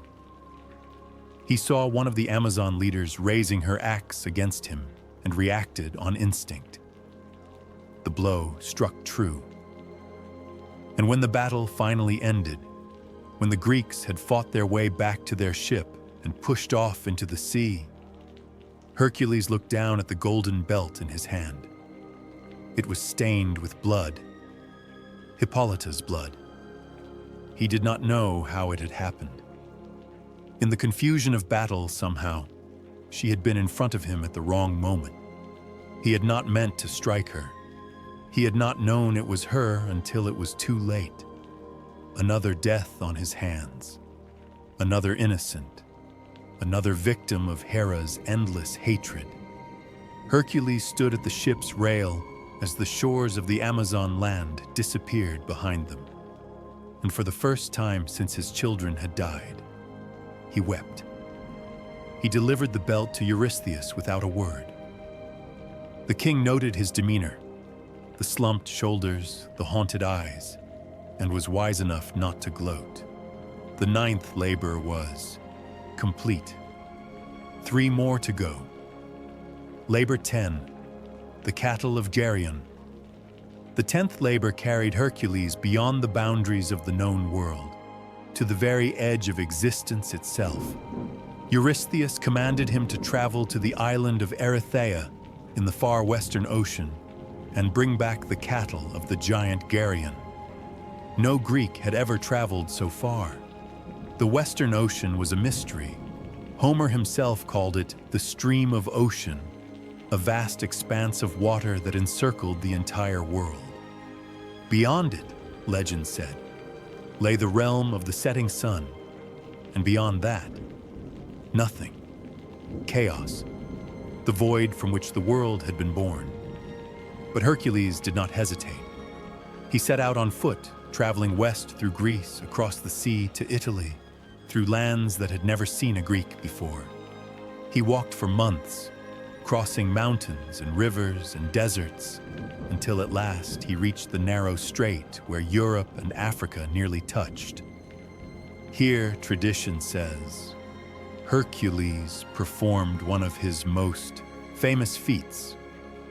He set up two great pillars, one on the European shore, one on the African, to mark the boundary between the known world and the unknown. These pillars would bear his name forever after, the Pillars of Hercules. But even this was not enough to reach Erythea. The island lay beyond the strait, out in the vast western ocean. Hercules needed a way to cross the water. As he stood on the shore, pondering his problem, the sun began to set. Helios, the sun god, driving his golden chariot down toward the edge of the world, and Hercules, frustrated and impatient, did something unprecedented. He drew his bow and aimed at the sun. "Give me passage across the ocean," he demanded, "or I will shoot you from the sky." Helios, rather than being offended, was amused. No mortal had ever dared to challenge him before. He respected the audacity, the sheer overwhelming courage it took to threaten a god. "Very well, son of Zeus," Helios said. "I will lend you my cup, the golden vessel in which I sails each night from west to east, beneath the world, to begin his journey anew each dawn. Use it to cross the ocean, but return it when you are finished, or I shall be displeased." The cup of the sun was large enough to carry Hercules and all the cattle he hoped to capture. He set off across the unknown waters, guided by the light of the stars, sailing toward a destination that might not even exist. The journey took days. Strange creatures swam in the deep waters. Shapes glimpsed briefly before disappearing. Eyes that gleamed in the darkness. The wind shifted constantly, as if the ocean itself was trying to turn him back. But Hercules persevered, and at last he saw the island. Erythea was a place of supernatural beauty, green and lush, with meadows of sweet grass and streams of crystal water. And grazing on those meadows were the most magnificent cattle Hercules had ever seen. The cattle of Geryon were red, not the brown red of ordinary cows, but a deep, rich crimson, the color of sunset, the color of blood. They were larger than any cattle in Greece, their horns curved and gleaming, their coats shining with health. Guarding them was a two-headed dog named Orthrus, brother to the monstrous Cerberus, and watching over everything was the herdsman Eurytion. Hercules did not waste time with negotiation. He knew that Geryon would never willingly part with his cattle, and he had no wish to rebut the tragedy of Hippolyta. He struck first, killing Orthrus with a single blow of his club, then dispatching Eurytion with equal efficiency. Then he began to round up the cattle, herding them toward the shore where the cup of the sun waited. He had almost reached the beach when the ground shook with approaching footsteps. Hercules turned to face his final opponent. Geryon was a giant, yes, but more than that. He was a giant with 3 bodies joined at the waist, 3 heads, 3 pairs of arms, 3 sets of armor and weapons. He was, in effect, 3 warriors in one, able to strike from multiple angles simultaneously, able to defend against attacks that would have overwhelmed any single opponent. "You have killed my herdsman and my hound," Geryon said. his three voices speaking in unison. "You have tried to steal my cattle. For these crimes, you will die." The fight was brutal, dear listener, one of the most challenging of all Hercules' labors. Geryon attacked with 3 spears, 3 swords, 3 shields, and Hercules could barely defend against the onslaught. But he had one advantage: his arrows, still poisoned with the blood of the Hydra. He waited for an opening, a moment when Geryon's guard dropped, when all 3 bodies were committed to an attack. Then he drew his bow and fired. The arrow struck true, piercing all 3 bodies at once where they joined at the waist. The Hydra's venom did the rest. Hercules loaded the cattle onto the cup of the sun and began the long journey back to Greece. It would take him years of driving the cattle across strange lands, fighting off thieves and monsters who tried to take his hard-won prize, enduring hardship after hardship. In Italy, a fire-breathing giant named Cacus stole some of the cattle, and Hercules had to track him to his cave and slay him. In Gaul, an entire army tried to take the herd, and Hercules ran out of arrows and fought with stones until Zeus himself rained down rocks from the sky to help his son. In a dozen other places, there were fights, escapes, narrow victories. But eventually, finally, he arrived back in Tiryns with the cattle of Geryon. Eurystheus sacrificed them to Hera, an irony that was not lost on Hercules. The goddess who had tormented him his entire life received the fruits of his labor as an offering. 10 labors complete, 2 to go. Labor 11, the apples of the Hesperides. The 11th labor took Hercules beyond even the edges of the map, to a garden that existed at the junction of the mortal world and the divine, where the sun set each evening and the stars were born each night. Eurystheus commanded him to retrieve 3 golden apples from the garden of the Hesperides. The Hesperides were the daughters of Atlas, the Titan who held up the sky. They tended a garden at the western edge of the world, a garden planted by Hera herself as a wedding gift to Zeus. In this garden grew a tree that bore golden apples of immortality, fruit so precious that it could grant eternal life to anyone who ate it. The garden was guarded by Ladon, a dragon with 100 heads who never slept. And it was protected by magic so powerful that no one who was not meant to find it could ever locate it. Hercules' first challenge was simply figuring out where the garden was. He traveled far in search of knowledge. He visited the nymphs of the river Po, who told him to seek the old man of the sea. He found Nereus, the ancient sea god, and wrestled him through 100 transformations until Nereus finally agreed to reveal what he knew. "The garden lies beyond the setting sun," Nereus said. "But you cannot simply walk there. The world bends in strange ways at its edges. You must find Atlas, who once was master of that land. He alone can guide you to the garden." Hercules followed Nereus's directions until he came to the place where heaven meets earth, a mountain so tall that its peak disappeared into the clouds, where a massive figure stood in eternal torment. Atlas had once been a Titan, one of the elder gods who ruled before Zeus and his siblings seized power.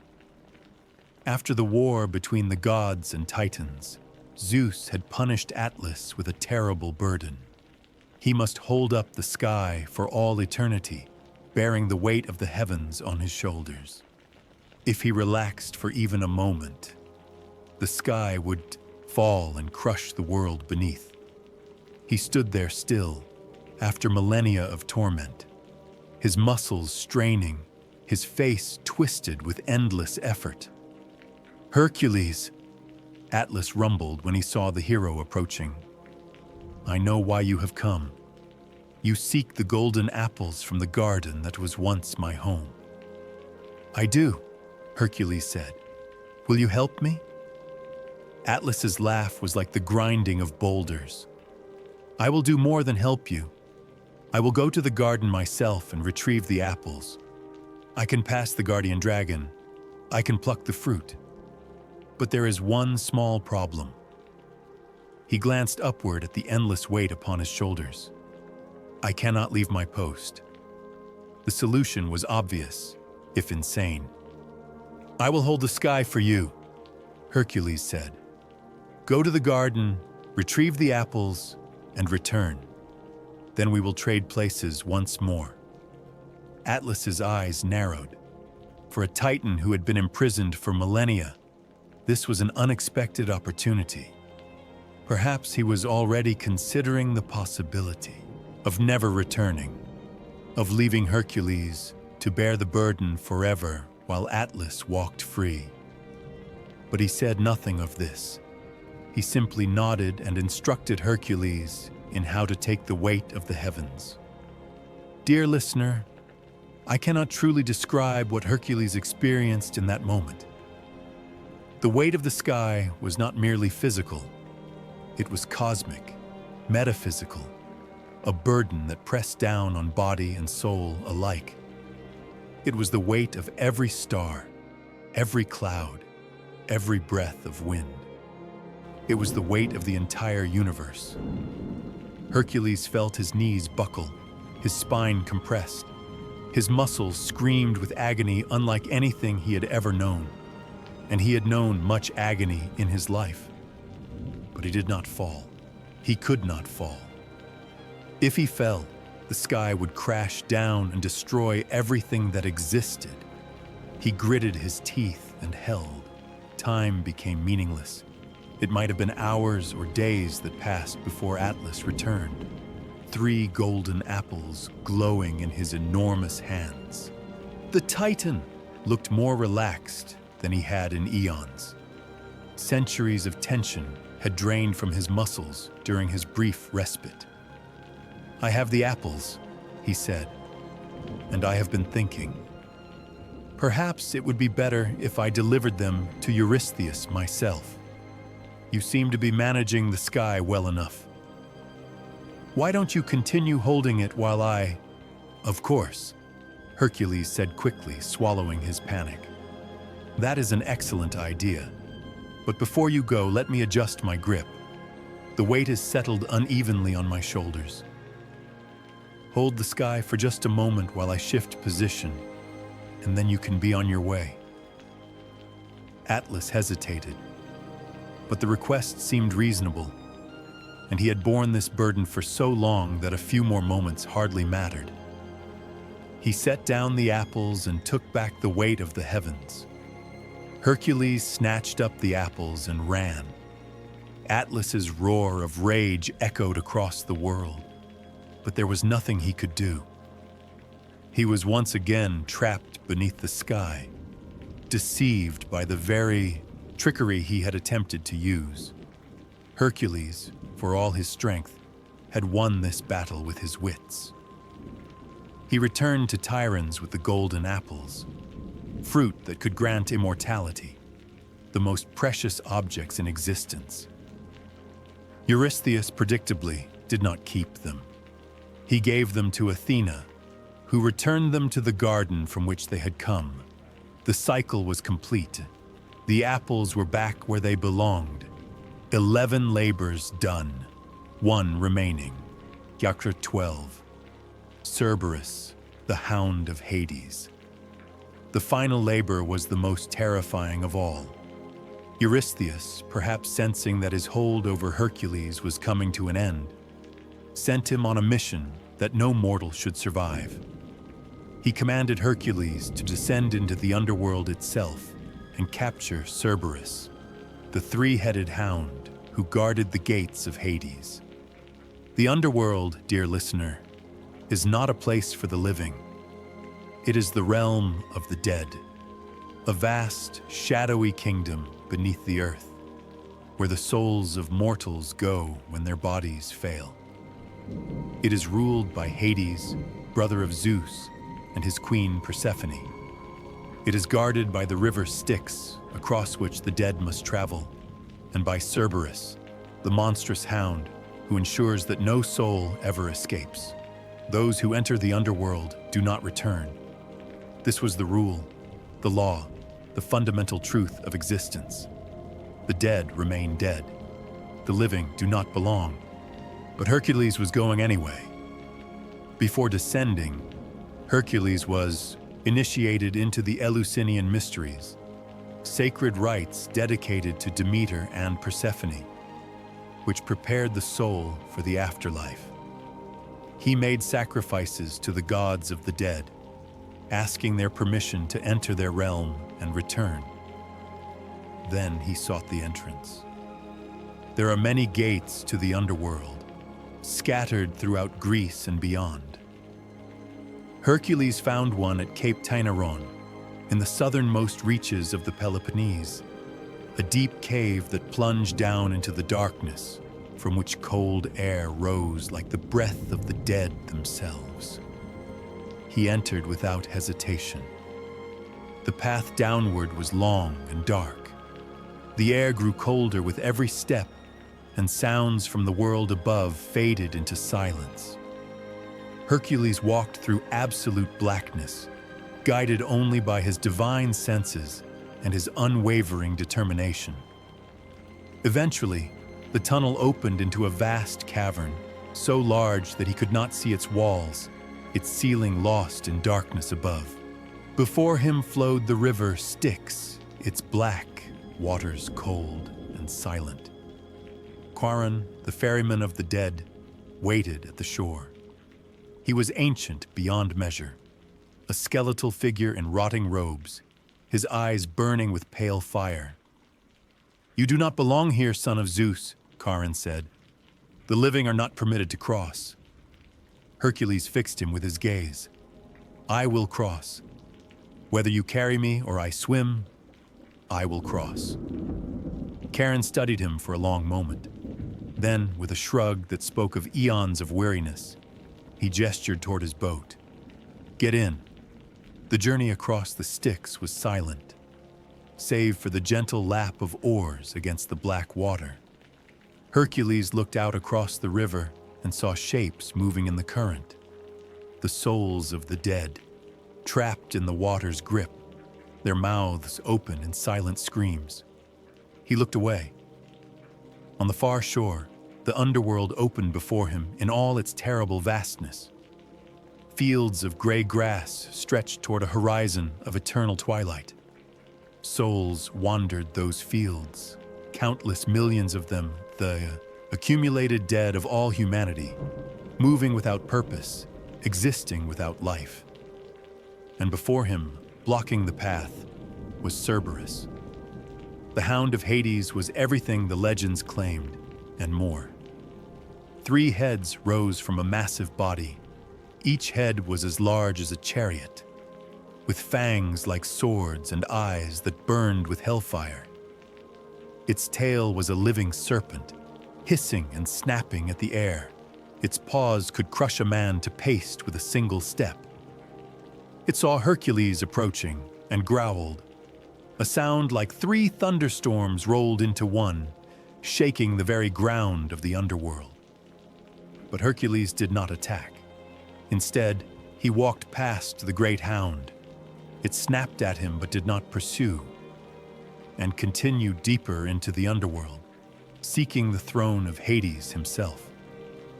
He found the Lord of the Dead seated in his palace of black stone, his queen Persephone beside him. Hades was tall and gaunt, his face pale as marble, his eyes deep pools of shadow. He did not seem surprised by Hercules' arrival. "Son of Zeus," Hades said, "you have come to take my dog." "I have been commanded to," Hercules replied, "but I do not wish to steal from you. I ask your permission to borrow Cerberus, to bring him to the surface, show him to the king who commands me, and then return him to his post. Hades considered this. He was not a cruel god, merely cold, indifferent, concerned only with the proper ordering of his realm. The dead were his responsibility, and Cerberus was essential to keep them where they belonged.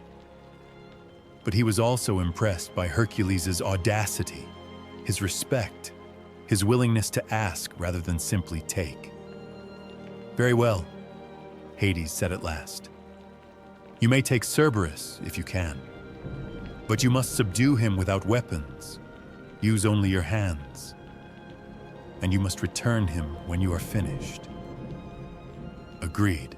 Hercules returned to where Cerberus waited, still growling, still bristling with murderous intent. The three heads tracked him as he approached, calculating the best angle of attack. Then all three lunged at once. What followed was the most extraordinary wrestling match in all of history. Hercules against the guardian of the dead, divine strength against infernal ferocity. The serpent tail struck at him, pumping venom into his blood. The head snapped and tore at his flesh. The massive paws knocked him down again and again. But Hercules kept getting up. He got his arms around one head, then another. He wrapped his legs around the beast's neck, using his weight to force it down. He endured the bites, the venom, the crushing pressure of the hound's jaws, and he did not let go. Slowly, impossibly, Cerberus began to weaken. When the hound finally went limp, exhausted and overwhelmed, Hercules lifted it onto his shoulders. The beast was heavy. Heavier than the sky had been, it seemed, but he had carried heavier burdens in his heart for years. He walked back through the underworld. He crossed the Styx, Charon watching in silent amazement. He climbed the long tunnel toward the surface, toward the light, and he emerged into the world of the living, Cerberus still draped across his shoulders. When Hercules brought Cerberus to Tiryns, the reaction was everything he had expected and nothing at all. Eurystheus saw the three-headed hound of hell, still alive, still growling weakly, and screamed. He dove into his bronze jar so fast that he knocked his head on the rim. He curled into a ball at the bottom and refused to emerge. "Take it away!" he shrieked. "Take it back! The labor is complete! You are free! Just get that thing away from me!" Hercules smiled grimly. He carried Cerberus back to the underworld, returned him to his post at the gates of Hades, and thanked the Lord of the Dead for his patience. Then he walked back into the light. The labors were complete. All 12, plus the 2 that had been disallowed, were finished. Hercules was free. Last chapter, freedom and its aftermath. Hercules had spent more than a decade enslaved to Eurystheus, performing impossible tasks, enduring humiliation after humiliation. He had dreamed of the day when he would be free. But now that the day had arrived, he felt empty. The labors had given him purpose. They had been his path to redemption, his way of earning forgiveness for the terrible crime he had committed. Without them, what was he? The guilt still weighed on him. The faces of his children still appeared in his dreams. He was purified according to the laws of gods and men, but his heart remained troubled. Hercules wandered Greece for a time, seeking new challenges, new ways to prove his worth. He joined the expedition of the Argonauts, sailing with Jason to find the Golden Fleece. He participated in funeral games and athletic contests, winning every event he entered. He freed Prometheus, the Titan who had been chained to a rock for giving fire to humanity, finally ending his eternal punishment. He did good wherever he went. He helped the helpless, protected the weak, destroyed monsters wherever they appeared. His name became legend throughout the Greek world and beyond. But still, the emptiness persisted. In time, Hercules married again. His second wife was Deianira, a princess of Calydon, whom he won through a combination of strength and cleverness. She was beautiful and devoted, and for a while, Hercules was happy again. They had children together. He built a life, a home, a future. The memories of the past began slowly to fade, but Hera was not finished with him yet. One day, Hercules and Deianira came to a river that was too swift to ford. A centaur named Nessus offered to carry Deianira across on his back while Hercules swam. But once they were in the middle of the river, Nessus tried to assault Deianira. Hercules, hearing her cries, drew his bow and shot the centaur with one of his arrows, the arrows still poisoned with the Hydra's venom. As he died, Nessus whispered to Deianira, "Take my blood. Keep it safe. If ever you fear that Hercules is losing his love for you, spread it on his clothing. It is a love charm. It will ensure his devotion forever." Deianira, innocent and trusting, believed him. She collected the centaur's blood and kept it hidden, hoping she would never need to use it. For years, all was well. Hercules and Deianira lived happily, their love seeming only to grow stronger with time. But then Hercules went away on a military campaign, and rumors reached Deianira that he had fallen in love with another woman, a captive princess named Iole. The rumors were not true, but Deianira, consumed by fear and jealousy, remembered the centaur's dying words. She sent Hercules a fine robe, secretly anointed with Nessus's blood. She believed it would rekindle his love for her, would ensure that he never strayed. But the blood was not a love charm. It was poison. The same Hydra venom that had killed Nessus, preserved in his corrupted blood. When Hercules put on the robe, it began to burn. The pain was indescribable, dear listener. The venom ate into his skin, his muscles, his very bones. He tried to tear the robe off, but it had fused to his flesh. Every movement only made the agony worse. He had survived the Nemean lion, the Hydra, the descent to hell.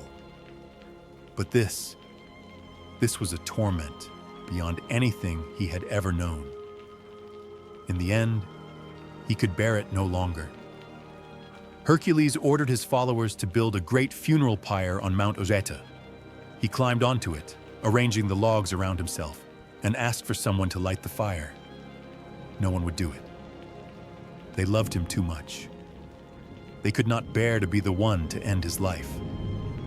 Finally, a young man named Philoctetes agreed. In exchange, Hercules gave him his bow and his remaining arrows, the weapons that had slain so many monsters, that had changed the course of history.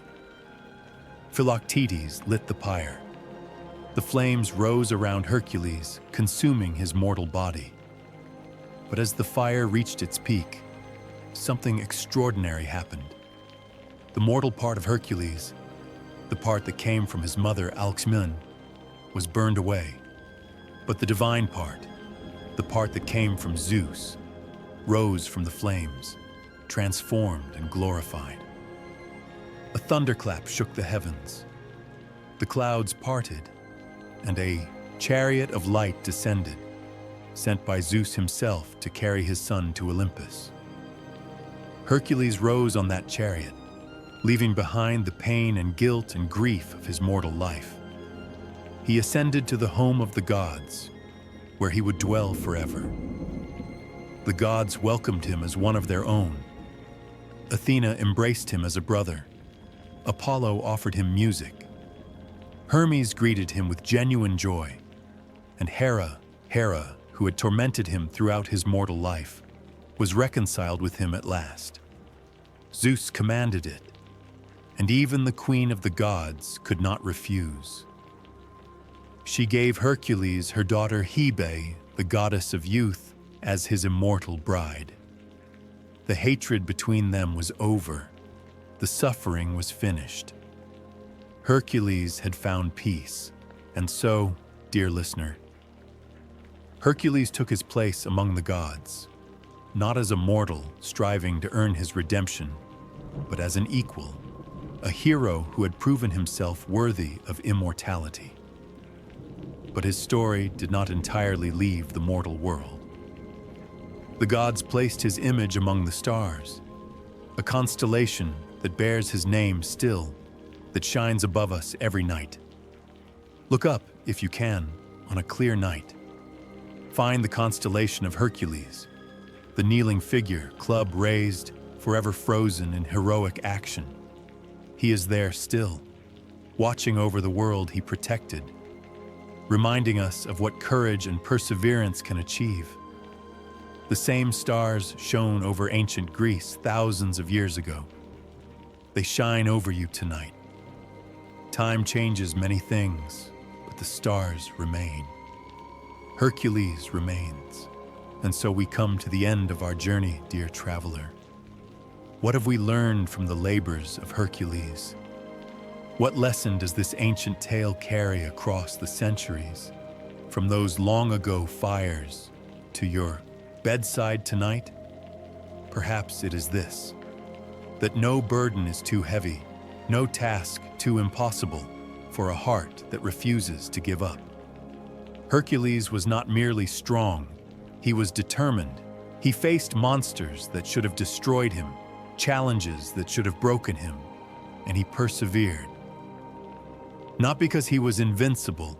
He suffered greatly, he made mistakes, he lost people he loved, but because he would not stop.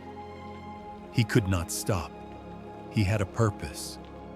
He was seeking redemption, and that purpose carried him through darkness after darkness, until finally, he found the light. You too carry burdens, dear listener. Perhaps they are not as dramatic as Hercules' labors. No hydras to slay, no underworlds to descend into. But they are real, and they are heavy. Know this: you are capable of more than you realize. Like Hercules, you have strength you do not yet know you possess. Like Hercules, you can endure, can persist, can overcome. And at the end of your own labors, at the end of the challenges that life sets before you, there is peace waiting, rest, light. You will find it. I believe that with all my heart. But for now, the only labor before you is the gentlest one of all: sleep. Feel how heavy your body has become, how warm, how wonderfully, deliciously tired. The story is over. The words are fading into the soft hum of the night. There is nothing left to do, nothing left to think about, nothing at all but this moment, this breath, this heartbeat, this gentle drift toward dreams.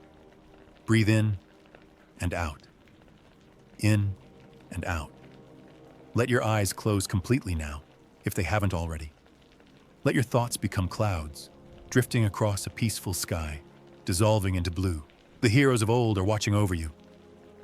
Hercules himself, from his place among the stars, looks down with kindness on all who struggle, all who strive, all who refuse to give up. You are safe. You are loved. You are at peace. Sleep now, dear traveler. Dream of distant shores on ancient temples, of wine-dark seas and mountains touched by gods. Dream of courage and redemption, of battles won and peace finally found. The labors are complete, the night is gentle, and you are drifting now. Drifting, gently, softly, into the most restful sleep you have known in ages. Good night, good night. Sweet dreams. Thank you for journeying with me tonight through the ancient world, through temples and mountains, through impossible tasks and final triumphs. Hercules found his redemption. He earned his place among the stars, and you have earned your rest. May your sleep be deep as the wine-dark sea and peaceful as a Mediterranean evening. May your dreams carry you to places of beauty and wonder, where heroes walk and gods watch over all. The night belongs to you now. Use it well. Until we meet again, dear traveler, rest, sleep, dream. The story is over. Your dreams are just beginning.